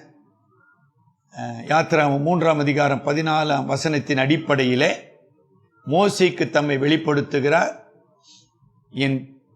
என் நாமம் இருக்கிறவராகவே இருக்கிறேன் என்று சொன்னது மாத்திரமல்ல, இஸ்ரவேல் மக்களோடு உடன்படிக்கை செய்து அவர்களை மீட்கிற மீட்பராக அவர் மாறுகிறார். ஆக கர்த்தர் என்கிற பதம் உடன்படிக்கையின் தேவன், கவனன்ட் காட். ஐயா, இஸ்ரவேல் மக்களோடு மட்டுமல்ல, என்னோடு இங்கே தாவீது அதை தான் சொல்லுகிறார். நம்ம ஆரம்பத்தில் வாசித்த 71ஆம் சங்கீதம் 3ஆம் 4ஆம் வசனத்தின் அடிப்படையில், என் சிறு வயது முதல் நீரே என் நோக்கமாயிருக்கிறீர், நீரே என் ஆண்டவராயிருக்கிறீர். எவ்வளவு அழகான ஒரு உண்மை. ஆக அபிஷேகத்தின் மூலமாக, இல்லைங்களா, இந்த தேவனோடு தாவீது என்கிற ஒரு நபர் இணைக்கப்படுகிறார். அபிஷேகம் என்றால் என்ன? பரிசுத்தாவியினால் வருகிற மறுபிறப்பு, பரிசுத்தாவி ஆனவர் அருளுகிற புத்திர சுவிகாரம், பரிசுத்த ஆவியினாலே இந்த காண முடியாத தேவன் மீது வைக்கின்ற விசுவாசம், இந்த விசுவாசத்தின் அடிப்படையிலான அன்பின் அர்ப்பணிப்பு எவ்வளவு அடங்கிடுச்சு பார்த்தீங்களா? எவ்வளவு அற்புதமான ஒரு தேவன். ஆக கர்த்தர் யார்? தம்மை வெளிப்படுத்துகிறவர் இல்லைங்களா? 7ஆம் வசனத்தில் அந்த கர்த்தர் வெளிப்படுத்துகிறவராக இருக்கிறார். நேரமாயிடுங்க. 8ஆம் வசனத்தில் அவருக்கு நம்ம என்ன வாசிக்கிறோம்? கர்த்தர் உருக்கமும் இரக்கமும் நீடிய சாந்தமும் மிகுந்த கிருபையும் உள்ளவர். இந்த கிருபை என்கிற பதம் 3 முறை இந்த சங்கீதத்தில் வருதுங்க. அது ரொம்ப இன்ட்ரெஸ்டிங். அது ஆங்கிலத்தில் லவ்விங் கைண்ட்னஸ், அனாதி சிநேகம், நிலைமாறாத அன்பு தான் அதனுடைய சரியான பொருள். இப்போ உதாரணத்துக்கு பாருங்க, 4ஆம் வசனத்தை படிங்க.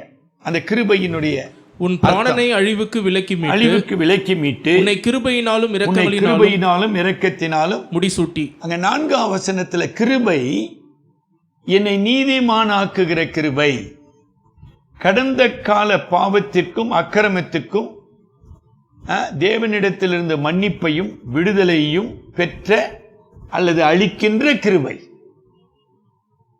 எவ்வளவு தெளிவா இருக்கிறார் பார்த்தீங்களா தாவீது? எங்க இருக்குது இந்த தெளிவு? இன்னைக்கே இல்லை. கிருபையின் 3 பரிமாணங்களை தாவீது பேசிக் கொண்டிருக்கிறார். என்ன அழகா சொல்றார்?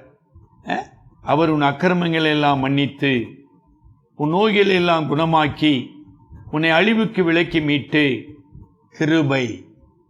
ஆக 4ஆம் வசனத்தின் கிருபை கடந்த காலத்தின் மீறுதலுக்கும் அக்கிரமங்களுக்கும் தேவனுடைய பரிகாரத்தை வெளிப்படுத்துகிற கிருபை. புதிய ஏற்பாட்டின் வெளிச்சத்தில் என்ன? இயேசு கிறிஸ்துவின் ரத்தம் சகல பாவங்களை நீக்கி என்னை சுத்திகரிக்கிறது என்கிற கருத்தை அவர் அங்க சொல்லுகின்றார். நான் பலி செலுத்தினங்க, சர்வாங்க தகன பலி செலுத்தினேன், ஏதாச்சும் ஒரு வார்த்தை இருக்குதுங்களாங்க? நான் சொன்ன முதிர்ந்த வயதிலே தாவீதையே பாடின அற்புதமான செய்தி. இங்க பலிக்கு அவர் எந்த இடத்தையுமே கொடுக்கவே இல்லை. பலி அல்ல, அந்த கிருபையின் ஆண்டவர் என்னை மன்னித்தார். சரிங்களா? 8வது வசனத்துக்கு நீங்க வரும்போது இன்னும் அழகாக சொல்றார் பாருங்க. 8 முதல் நீங்க கிட்டத்தட்ட 12 வசனம், அந்த 8 படிச்சிட்டோம். 10ஆம் வசனம் படிங்க. அவர் நம்முடைய பாவங்களுக்கு தக்கதாக நமக்கு செய்யாமலும் நம்முடைய அக்கிரமங்களுக்கு தக்கதாக நமக்கு சரி கட்டாமலும் இருக்கிறார். இந்த 10ஆம் வசனம் எந்த காலத்தை குறிக்குது? கடந்த காலம் இல்ல, நிகழ்காலம். என்ன அழகா சொல்ற? இன்னைக்கு நான் பாவம் செய்திருப்பேன், என்னுடைய பாவத்துக்கு தக்கதாக அவர் என்னை தண்டிக்கவில்லை, என்னுடைய அக்கிரமங்களுக்கு தக்கதாக என்னை சரி கட்டவில்லை. எவ்வளவு தெளிவா இருக்கார் பாருங்க. நிகழ்காலத்திலே என்னை பாதுகாக்கும் கிருபை. என்ன அற்புதமான ஒரு உண்மை இல்லையா? ஏன் என்னை பாதுகாக்கிறார்? அவர் உருக்கமானவர், நீடிய சாந்தம் உள்ளவர், அதாவது மிகுந்தன் போட்டிருக்க, எல்லை இல்லா கிருபை உள்ளவர் இல்லைங்களா? அதுக்கப்புறம் என்ன சொல்றாரு? 9ஆம் வசனத்துல அவர் கோபம் கொண்டாலும் என்னை கடிந்து கொள்ளாமல் இருக்கிறவர். சரிங்களா? 12ஆம் வசனத்தில் மேற்குக்கும் கிழக்குக்கும் எவ்வளவு தூரமோ அவ்வளவு தூரமாய் என்னுடைய பாவங்களை விட்டு என்னை நீக்கினவர். அதாவது ஒரு சில சமயங்களில் நான் சொல்லியிருக்கிறேன், நம்முடைய மனசாட்சி கடந்த கால பாவத்தை மறப்பதற்கும் மன்னிப்பதற்கு கஷ்டம். என்ன சார் மனசாட்சி மன்னிக்கும் சொல்றீங்க? நம்ம ட்ரை பண்றோம். நான் தவறு செய்யும் போதே மனசாட்சி வேதனைப்படுது, என்னை குற்றவாளியா தீர்க்குது. ஆனா அந்த மனசாட்சி என்னை மன்னிக்கும்னு நான் எதிர்பார்க்கிறேன். அதை மன்னிப்பதற்காக பலி செலுத்துறேன், அதை கொடுக்குறேன், தர்மம் செய்யறேன், உபவாசம் பண்றேன். ஐயோ, மனசாட்சி ஒரு மனிதனை மன்னிக்க முடியாது.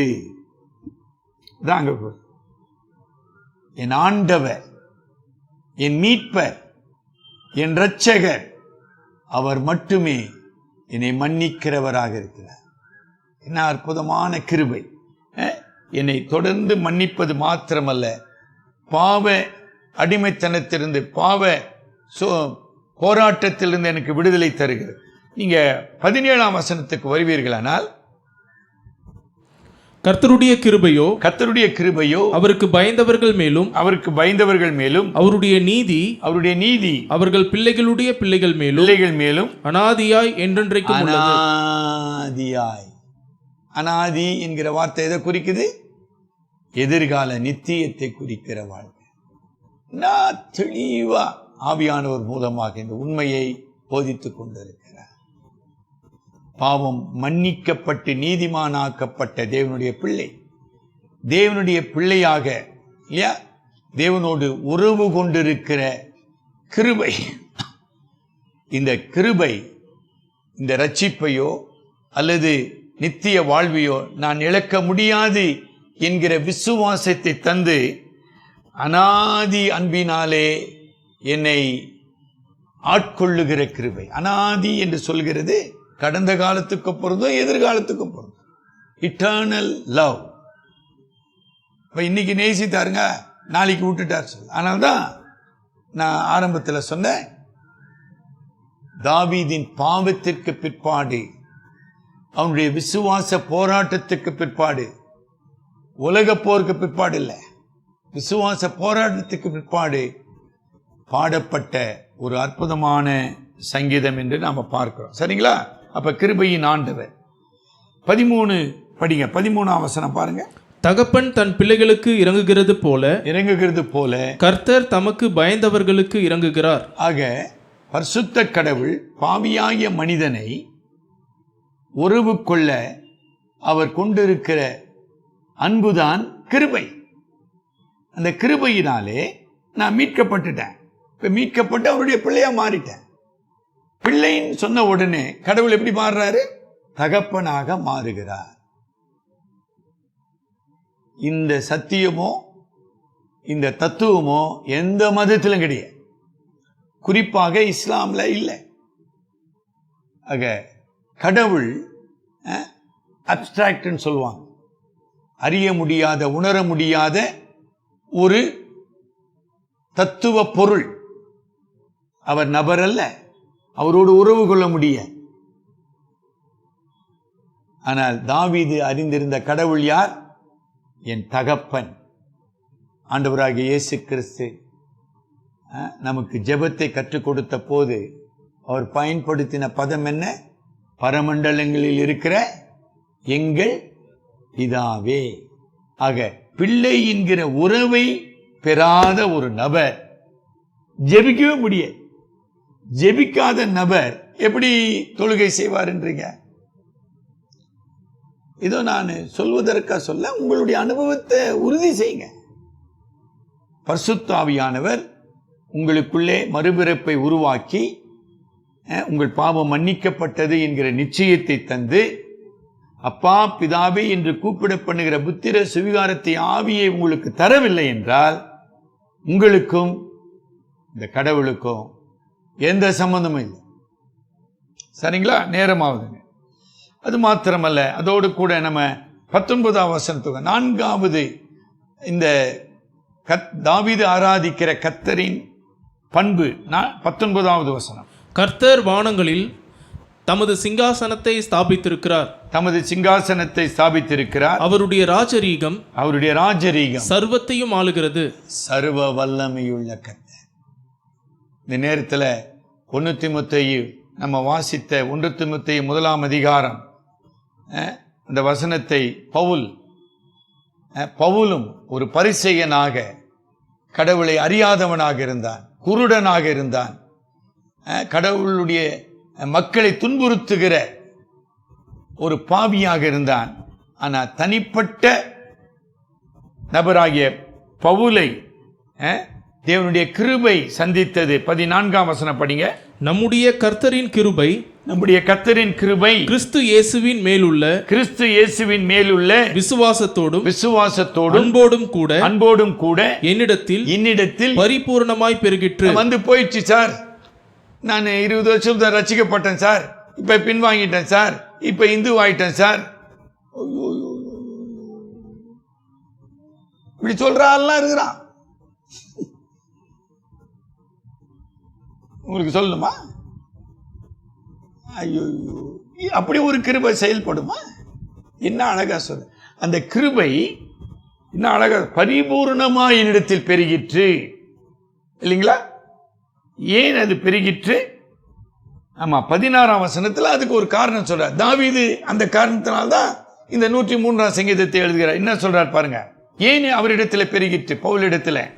அப்படி இருந்தும் நித்திய ஜீவனை அடையும்படி இனிமேல் இயேசு கிறிஸ்துவினிடத்தில் விசுவாசமாய் இருப்பவர்களுக்கு திருஷ்டாந்தம் உண்டாகும் உதாரணமாக சான்றாக என்னை நிறுத்தும்படிக்கு படிங்க.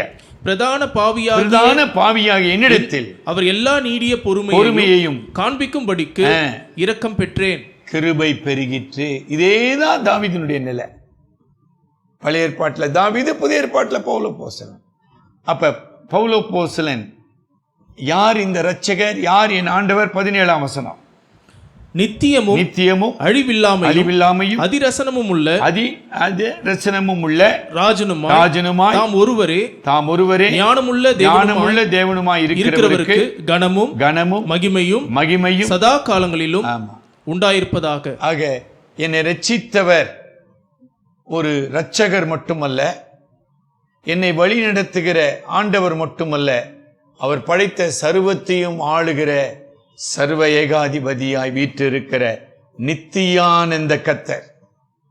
இதே 1 தீமோத்தேயு 6ஆம் அதிகாரம் 15 சொல். நித்தியானந்த கர்த்தர் ஏக சக்கராதிபதியும் ராஜாதி ராஜாவுமாய் வீற்றிருக்கிற ஆண்டவர். அவர் ஆளுகிறபடியினாலே நான் கலங்க வேண்டிய அவசியம் இல்லை, நான் தோல்வியுற வேண்டிய அவசியம் இல்லை. என்ன சார் அர்த்தம்? ஏன் சார் நான் கடவுளுடைய சர்வ ஏகாதிபத்தியத்தை அடிக்கடி சிந்திக்க வேண்டும்? கடவுள் ஆளுகிறார், என்னை ஆளுகிறார், என் சூழ்நிலை ஆளுகிறார், என் எதிராளிகளை ஆளுகிறார், எல்லாவற்றையும் ஆளுகிறபடியினாலே அவரிடத்திலே அன்பு கூறுகிறவர்களுக்கு சகலமும் நன்மைக்கு ஏதுவாக நடக்கிறது என்று நிச்சயித்திருக்கிறோம். சரிங்களா? மறுபடியும் நம்ம 103ஆம் சங்கீதத்துக்கு திரும்பி வருவோம். மனிதன் யார் என்பதை ஒரு சில வசனங்களிலே அழகா சொல்றாருங்க. அதை வேகமா நம்ம படிப்போம். மனிதன் யார்? 14ஆம் வசனம். நம்முடைய உருவம் என்னதென்று அவர் அறிவார். ஆமா, நாம் மண் என்று அவர் நினைவு கூறுகிறார். படிங்க 15.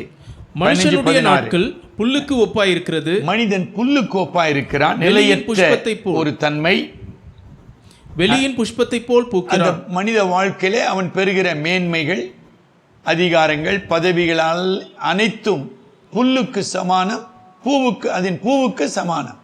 படிங்க. காற்று அதன் மேல் வீசின உடனே அது இல்லாமல் போயிற்று. கடவுளுடைய நியாய தீர்ப்பின் காற்று இன்றைக்கு கொரோனா என்கிற ஒரு வியாதியின் மூலமாக உலகமெங்கும் வீசிக்கொண்டு இருக்குது. காற்று எப்படி வருது, எப்படி போகுது? என்ன அழகான ஒரு உருவகம். காற்றை நீங்க கண்ணில் பார்க்க முடியாது. அந்த காற்று வீசின உடனே அந்த புல்லும் பூவும் இருந்த இடம் தெரியாமல் மறைந்து போகிறது. சரிங்களா? அப்ப மனிதன் யார்? அவன் படைப்புயிர், அவன் ஒரு மண்ணுக்கு தூசிக்கு சமானமானவன், அவன் குற்ற தீர்ப்பு பெற்ற பாவி. அதுதான் அக்கிரமக்காரன், பாவிலாம் வந்துச்சு. புரிஞ்சிடுச்சிங்களா? He was a condemned sinner in the sight of God. அதுக்கப்புறம் என்ன? இல்லாமல் போகிறவன். பெரிய விஷயம். 90ஆம் சங்கீதத்திலே அதான் சொல்றார். காலையிலே பூத்து மாலையிலே வாடி போகிற. அதை நம்ம மறந்து போயிடுறோம். பார்வோன்னு நினைச்சான், யாரா கர்த்தர்னா? அப்படியாப்பா? சரிப்பா, உனக்கு ஒரு தீர்ப்பின் நாள் உண்டு. அது மாதிரி நிறைய பேர் சொல்லி இருக்கிறாங்க. யார் கடவுள்? உனக்கு ஒரு நியாய தீர்ப்பின் நாள் உண்டு, இல்லாமல் போயிடும். சரிங்களா? மண்ணே இல்லாமல் போகிறது. இப்படிப்பட்ட அற்பமான ஒரு உயிரின் மீது கடவுளின் அற்புதமான அன்புதான் கிருபை. அதாவது worthless, தூசியை போய் எப்படிங்க நம்ம ஒரு பொருட்டாக எண்ண முடியும்? புரியுதுங்களா? அதாவது தாவீதினுடைய அந்த சிந்தனைகள் என்ன அழகா இருக்குது. இங்க பவுல் சொன்னார், பாவிகளில் பிரதான பாவி நான், என்கிட்ட நன்மை வாசமா இல்லை, ஒரு நன்மையும் கிடையாது. அப்படிப்பட்ட பிரதான பாவியாக என் மீது தேவனுடைய அன்பு வெளிப்பட்டது, கிருபையின் மேல் கிருபையை பெற்ற. இங்க தாவீது சொல்லுகிறார், இப்படிப்பட்ட பாவியாகிய என் மீது தேவனுடைய கிருபை வெளிப்படுத்தினது, என்னை ஆட்கொண்டது. அந்த கிருபையின் ஈவுகள் என்ன? அதை தான் 2 முதல் கிட்டத்தட்ட 13 முடிய பல உண்மைகளை சொல்கிறார். அதை வேகமாக நான் சொல்லி முடிக்கிறேன். 3ஆம் வசனத்தில் இல்லைங்களா, 4ஆம் வசனத்தில் மீட்டுன்ற ஒரு பதத்தை பார்க்கிறோம். மீட்பு. மீட்பு என்றால் என்ன? அடிமைத்தனத்திலிருந்து விடுதலை, அழிவிலிருந்து விடுதலை, சரிங்களா? பாவ தண்டனையில் இருந்து விடுதலை, அவ்வளவுதான். இதை எந்த மனிதனும் பரிசுத்த கடவுளுக்கு முன்பாக நீதிமானாக இல்லாத காரணத்தினாலே, அவனுடைய புண்ணியத்தினாலோ தர்மத்தினாலோ பலிகளினாலோ அவன் மீட்பை பெற முடியாது. இதை தான் சொல்லுகிறார். கிருபை எனக்கு அளிக்கின்ற முதல் தெய்வீக ஈவு பாவ மன்னிப்பு, பாவ விடுதலை, இல்லைங்களா? குற்ற மனசாட்சியிலிருந்து விடுவிக்கப்பட்ட நிலை, சரிங்களா? அது மாத்திரமல்ல, 2வது கிருபை எனக்கு அளிப்பது என்ன? நம்ம ஏற்கனவே படிச்சிட்டோம். என்ன படித்தோம்? 13ஆம் வசனத்தில் தகப்பன் தன் பிள்ளைகளுக்கு இறங்குகிறது போல பிள்ளை என்கிற உறவு, அந்த உறவு ஆவிக்குரிய உறவு. அதாவது உயிராகிய கடவுள் மரித்து போன பாவிக்குள் தன் உயிரை அனுப்பி அவனை உயிர்ப்பித்து தம்மோடு இணைத்துக் கொள்கிறார். சரியா கவனிச்சிங்களா? உயிராகிய கடவுள், ஆவிக்குரிய நித்திய வாசியாகிய கடவுள் மரித்து போன உலர்ந்த எலும்பை போன்ற மனிதனை தமது ஆவியை அனுப்பி உயிர்ப்பித்து அவனை தம்மோடு இணைத்துக் கொள்ளுகிறார். அதான் பிள்ளை என்கிற உறவு. இந்த பிள்ளை என்கிற உறவு எனக்கு என்னத்தை கொடுக்குதுங்க? எல்லா ஆசீர்வாதங்களையும் கொடுக்குது, இல்லைங்களா? ஒரு புது வாழ்வு கொடுக்குது. என்ன அற்புதமான ஒரு வாழ்வு! கடவுளுடைய அன்புக்கும் எல்லாவற்றையும் விட கடவுளுடைய அன்பு, காருண்யம் என்னை சூழ்ந்து என்னை காக்கிறது. அருமையான சகோதரர் ஸ்ரீதர் ஸ்டீப்பனை நாம் நினைவு கூறுகிறோம். அவருடைய கீழ்ப்படிதலுக்காக, விசுவாச போராட்டத்திற்காக, மிஷனரி அர்ப்பணிப்புக்காக, அந்த நேத்தக்காணி மக்களின் ரட்சிப்புக்காக அவருடைய தியாகம். அந்த நீல்வாய் பகுதிக்கு நான் சென்றிருக்கிறேன், நேத்தக்காணி மக்களை சந்தித்திருக்கிறேன். அங்கு முதல் கட்டப்பட்ட ஆலயத்தில் தேவனை ஆராதித்திருக்கிறேன். ஒரு அற்பமான மனிதனை ஒரு அற்புதமான சாட்சியாக நிலைநிறுத்தின தேவனுடைய கிருபை. கடவுள் உங்களை அப்படி நிலைநிறுத்துறாரா, வழி நடத்துறாரா? சரிங்களா? இப்ப நம்ம அது மாத்திரமல்ல, நித்திய பாதுகாப்பு அதில் உள்ளே அடங்கி இருக்குதுங்க. நம்ம ஏற்கனவே படிச்சிட்டோம். அவருடைய கிருபை அனாதியாய் என்றென்றைக்கும் உள்ளது. சார் இன்னைக்கு என் புள்ள சார், நாளைக்கு நீ என் புள்ள இல்லைன்னு கடவுள் சொல்றது இல்லை. அந்த லூக்கா 15ஆம் அதிகாரத்தின் இளைய மகன் பாவம் செய்தான், அவன் தண்டிக்கப்பட வேண்டும். ஆனால் அவன் மனம் திரும்பின போது மன்னிப்பு பெற்றான். சரிப்பா, உன்னை மன்னிச்சிட்டேன், பரவாயில்ல, இனிமேல் தப்பு செய்யாத, இந்த திருப்பியும் புடி ஒரு 10 லட்சம் ரூபாய் வியாபாரம் செஞ்சு பொழிச்சிக்கப்பா அப்படின்னு சொல்லியிருக்கலாம்ல. தகப்பன் சொல்லாமா சொல்லக்கூடாதா? சொல்லாம சொல்லலையே. இல்ல, நீ என்னோடு கூட என்னுடைய மகனாக, என்னுடைய வாரிசாக, என்னுடைய சந்தோஷத்திலே எப்பொழுதும் இருக்கணும். அதாங்க ரட்சிப்பு. உங்க வாழ்க்கையில இந்த உண்மை இருக்குதா? அதாவது சாரி ஒரு யோகி இல்லை, சாரி சார் இப்படி பேசிக்கொண்டிருப்பது முக்கியம் அல்லங்க. அவர் மனம் திரும்பினாரா? அவருக்குள்ளே புது ஜீவன் கொடுக்கப்பட்டதா? அவர் கிறிஸ்துவின் கிருபையின் ஈவுகளுக்கு அடையாளமாக வாழ்ந்து கொண்டிருக்கிறாரா? இவனோ மரித்தான், பின்பு உயிர்த்தெழுந்தான். அந்த உயிர்த்தெழப்பட்ட வாழ்க்கை அந்த சவுனிடத்தில் காணப்படுகிறதா? அதுதான் ரொம்ப முக்கியம். லூக்கா 7ஆம் அதிகாரத்தில் இன்னும் அழகா சொல்றார், அதை படிச்சிருக்க. லூக்கா 7:47. அதாவது இன்னைக்கு சபையினுடைய பிரச்சனை என்ன? ஒரு புறத்துல மூத்த குமாரன்கள்லாம் ஒரு பக்கம் பரிசேய சுயநீதி, இன்னொரு புறத்துல மனம் திரும்பின கெட்ட குமாரன் இருந்தா பரவாயில்ல, திருந்தாங்க கெட்ட குமாரனா இருக்கக்கூடாதுங்களா? படிங்க 7:47. ஆதலால் நான் உனக்கு சொல்லுகிறேன், சீமோனை பார்த்து சொல்லுகிறார் ஆண்டவர், நான் உனக்கு சொல்லுகிறேன், இவள் செய்த அநேக பாவங்கள் ஐயோ பட்டியல இட முடியாது. அநேக பாவங்கள் மன்னிக்கப்பட்டது. எவ்வளவு ஆச்சரியமான விஷயம், எவ்வளவு அற்புதமான கிருபை. அந்த கிருபைக்கு நான் சாட்சியா நிக்கணும். நான் பாவம் செய்ய மாட்டேன்னு சொல்றது இல்லை, நான் மனம் திரும்ப மாட்டேன் என்று சொல்வதில்லை, அல்லது பாவத்திலே நிலை கொண்டிருப்பேன் என்று சொல்வதில்ல. பிரதான பாவியாகிய என்னை கிறிஸ்து மன்னித்தார். அப்புறம் என்ன நடந்தது பாருங்க. இவள் மிகவும் அன்பு கூர்ந்தாளே. ஆக அந்த அன்புதான் தொழுகைக்கு என்னை வழி நடத்த வேண்டும். அந்த அன்பிலே தான் அர்ப்பணிப்பு இருக்குதா? நான் பாவத்துக்கு சாவுக்கு அடிமையாயிருந்தேன், இப்பொழுது கிறிஸ்து என்னை விடுதலை ஆக்கினார், நான் கிறிஸ்துவுக்கு அடிமை. அதுதான் அர்ப்பணிப்பு. ஒப்பு கொடுத்தல்னு சில பேர் சொல்லுவாங்க. ஆனா ஒப்பு கொடுத்தல் என்பது ஒரு கிருபையின் வார்த்தை அல்ல, அர்ப்பணிப்பு கிருபையின் வார்த்தை. நான் கீழ்ப்படுகிறேன் என்றால் அது தேவனுடைய கிருபை.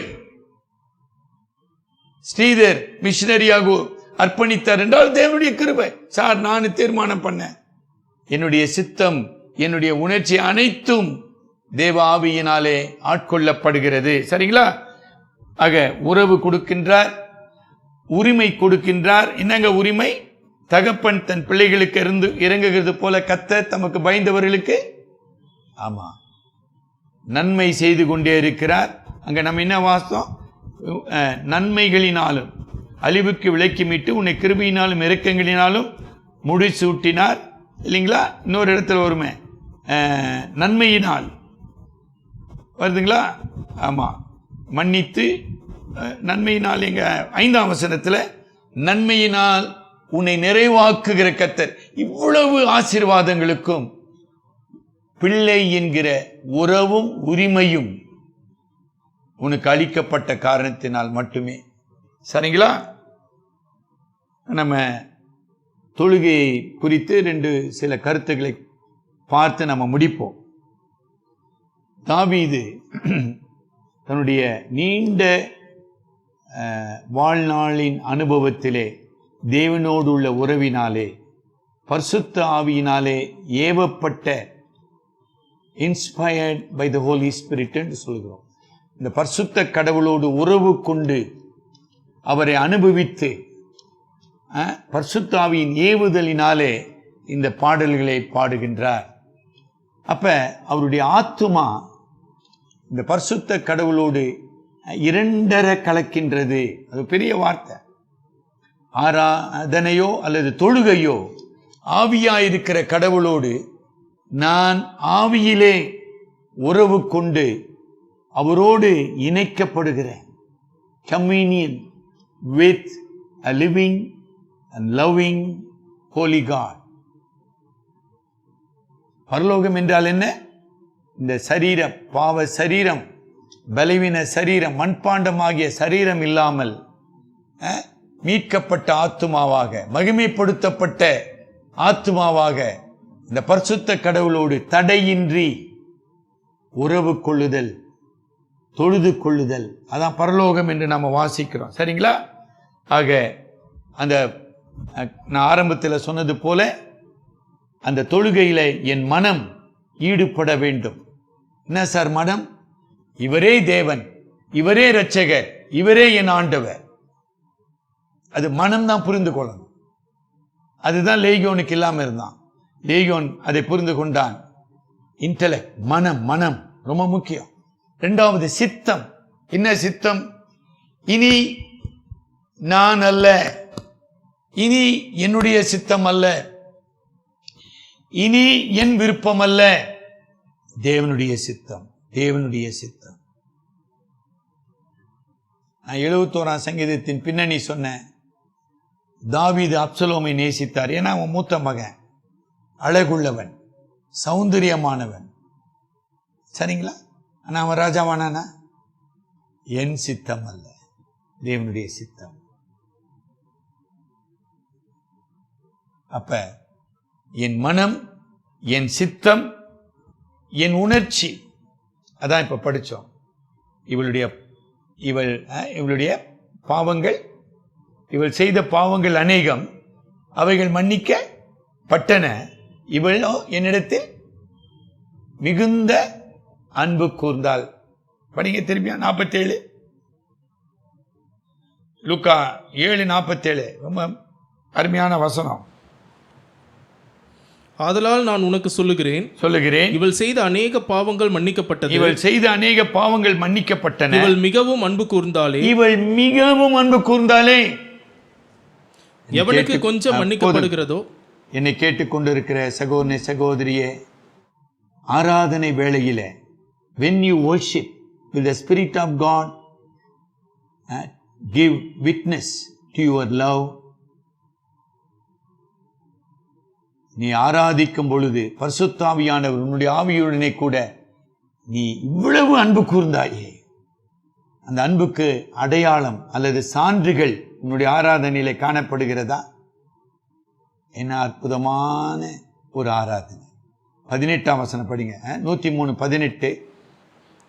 அவருடைய உடன்படிக்கையை கைக்கொண்டு, அவருடைய உடன்படிக்கையை கைக்கொண்டு, அவருடைய கட்டளைகளின்படி செய்ய நினைக்கிறவர்கள் மேலேயே உள்ளது. அப்ப இப்படிப்பட்ட மீட்கப்பட்ட ஆத்மா, இப்படி உறவு கொள்கிற ஆத்மா, இப்படி ஆராதிக்கிற ஆத்மா கடவுளுக்கு துரோகம் செய்யுமா? கடவுளை அசட்டை செய்யுமா? பார்த்துக்கலாம் போயா, ஞாயிற்றுக்கிழமையாவது ஆராதனையாவது சொன்னவங்க எத்தனை பேர் இருக்கிறாங்க நம்ம சபையில? அதான் இன்றைக்கு நம்ம ஒரு சபையாக, ஒரு குடும்பமாக தேவன் நம்மை ஒன்று சேர முடியாமல் ஒரு படிப்பினையை கற்றுக் கொடுக்கிறார். ஆராதனை என்பது சடங்குகள் அல்ல, பாரம்பரியங்கள் அல்ல, எனக்கு வெளியே நிகழ்கிற காரியங்கள் அல்ல. என் ஆவி, என் ஆத்மா, என் மனம், என் சித்தம், என் மனசாட்சி. எபிரேயர் 10ஆம் அதிகாரம் 22ஆம் வசனம் படிங்க. எபிரேயர் 10:22. துர்மனசாட்சி நீங்க தெளிக்கப்பட்ட இருதயம் உள்ளவர்களாயும் சுத்த ஜலத்தால் கழுவப்பட்ட சரீரம் உள்ளவர்களாயும் உண்மையுள்ள இருதயத்தோடு விசுவாசத்தின் பூரண நிச்சயத்தோடும் சேர கடவோம், ஆராதிக்க கடவோம். இப்ப 103ஆம் சங்கீதத்தை அப்படியே சுருக்கி சொல்லிட்டார் எபிரேயர். ஆக என்னை கேட்டுக்கொண்டு இருக்கிற விசுவாச சகோதரனே, சகோதரியே, அன்போடு பரிசுத்த ஆவியானவர் நமக்கு எச்சரிப்பது சடங்குகள் அல்ல, பாரம்பரியங்கள் அல்ல. என்னுடைய ஆத்துமா, என்னுடைய மனம், என் சித்தம், என் நல் மனசாட்சி, என்னுடைய தெய்வீக பரிசுத்த அன்பின் வெளிப்பாடு. இந்த உணர்ச்சின்னு சொல்லும்போது it's a holy expression of love. மாசற்ற அன்பு, மாசற்றது. இந்த மாசற்ற அன்பை என் ஆண்டவர் இரட்சகருமாகிய இயேசு கிறிஸ்துவின் மீது நான் செலுத்த வேண்டும். அப்படி செலுத்தும் போது அவர் தமது மகிமையின் பிரசன்னத்தினாலே, மகிழ்ச்சியினாலே, அவருடைய சமூகத்தில் ஆனந்தமும், அவருடைய வலது பாரிசத்தில் நித்திய பேரின்பமும் உண்டு. 16ஆம் சங்கீதம் 11ஆம் வசனம் எடுக்கணும். ஆக இதுதான் மெய்யான ஆராதனையின் விளைவு. அது மாத்திரமல்ல, தாவீது ராஜா பரலோகத்தையும் தன்னுடைய சங்கீதத்தில் நினைவு கூறுகிறார். சர்வ சேனைகளே, தூதர் கூட்டங்களே, இடைவிடாமல் அவரை தொழுது கொண்டு அவருக்கு பணிவிடை செய்கிறவர்களே, நீங்கள் எல்லாரும் தொழுது கொள்ளுங்கள். ஒரு நபர் தொழுது கொள்ளும் போது அவன் சர்வ லோகத்தின் தூதர்களோடு இணைந்து இந்த தேவனை தொழுது கொள்ளுகிறான். தலைவணங்கி நாம் ஜெபிப்போம்.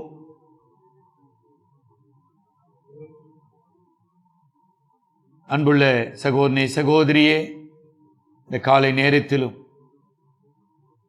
தாவீதின் சங்கீதத்தின் மூலமாக தேவன் நம்மோடு பேசினார். நம்முடைய குறைகள், நம்முடைய மாய்மாலம், நம்முடைய அறிக்கை செய்யாத பாவங்கள் அல்லது மன்னிக்கப்படாத பாவங்கள் அல்லது தேவனுக்கு துரோகம் செய்த பாவங்கள், இவைகளோடு ஒரு மனிதன் தேவ சமூகத்திலே பிரவேசிக்க முடியாது. தாவீது சொல்கிறார், மேற்குக்கும் கிழக்குக்கும் எவ்வளவு தூரமோ அவ்வளவு தூரமாய் அவர் நம்முடைய பாவங்களை விட்டு நம்மை விலக்கினார். அவருடைய மிகுந்த கிருபையினாலே அவர் நம்மை மன்னித்தார். அவருடைய அநாதி சிநேகத்தினாலே அவர் என்னை தம்முடைய பிள்ளையாக ஏற்றுக்கொண்டது மாத்திரமல்ல, பிள்ளையாக பாதுகாக்கிறார், வழி நடத்துகிறார், ஆசீர்வதிக்கிறார். இத்தனை ஆசீர்வாதங்களுக்கு நான் உண்மை உள்ளவனாக, பாத்திரமானாக நான் நடந்து கொள்கிறேனா? ஆண்டவரே, என்னை உண்மை உள்ளவனாக மாற்றும். இந்த உலகத்தையோ உலகத்தின் பொருளையோ அல்லது மனிதர்களையோ நான் அன்பு கூறாமல் உம்மிலே முழுமையான முழு இதயத்தோடு அன்பு கூறுகிற கிருபையை தாரும். உமது மாற்றும் கிருபை, டிரான்ஸ்ஃபார்மிங் கிரேஸ், என்னிலே தொடர்ந்து நிகழ அனுக்கிரகம் செய்யும். தேவரீர் உம்முடைய சேவிக்கும் கிருபையை தந்து உம்முடைய சித்தத்தை செய்து முடிக்கிறவனாக என்னை வழி நடத்தும். எல்லா துதி கன மகிமை உமக்கே செலுத்துகிறோம். எங்கள் அருமை இரட்சகர் மூலம் ஜெபிக்கிறோம் நல்ல பிதாவே, ஆமேன்.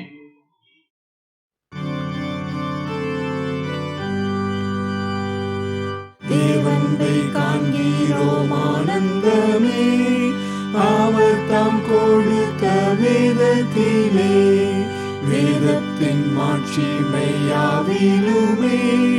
இயேசுவின் அன்புதான் பேரின்பமே. ஆனந்தம் இயேசு அன்பு வைத்தார், என் மேலுமே அன்பு வைத்தார். ஆனந்தம் இயேசு அன்பு வைத்தார், என் மேலுமே வைத்தார். அவ்வன்பை மறந்து தீர்ந்தாலும் எங்குமே அதனை தொடர்ந்திடும். மீட்பரின் பாசத்தை நினைக்கவே ஓடுவே நண்பரின் கருத்துக்கே. ஆனந்தம் இயேசு அன்பு வைத்தார், என் மேலுமே அன்பு வைத்தார். ஆனந்தம் இயேசு அன்பு வைத்தார், என் மேலுமே வைத்தார். மாராஜன் மகிமை காட்சி காண்பேன், நித்தியம் அவர் மேல் பாடிடுவேன். ஒப்பில்லா ஓர் இன்ப கீதத்தையே, ஆனந்தம் என்னாத அன்பு என்றே. ஆனந்தம் இயேசு அன்பு வைத்தார், என் மேலுமே அன்பு வைத்தார். ஆனந்தம் இயேசு அன்பு வைத்தார், என் மேலுமே வைத்தார். மீட்பரை அன்புதான் கொண்டு வந்தே, வாழவும் செய்ததே குருசிலே. என்னையும் நேசித்தார் நிச்சயமே, இவ்வன்பரை நேசிப்பேன் எந்நாளுமே. ஆனந்தம் இயேசு அன்பு வைத்தார், என் மேலுமே அன்பு வைத்தார், ஆனந்தம் இயேசு அன்பு வைத்தார், என் மேலுமே வைத்தார். நம்முடைய கர்த்தராகிய இயேசு கிறிஸ்துவின் கிருபையும் பிதாவாகிய தேவனுடைய அன்பும் பரிசுத்த ஆவியானவரின் துணையும் சமாதானமும் நம் அனைவரோடும் எப்பொழுது நிலைத்திருப்பதாக. ஆமேன். தேவ ஆசீர்வாதத்தோடு அடியாரை அனுப்பும். வார்த்தையினும் அப்பத்தாலே போஷித்து வளர்ப்பியும். இப்போ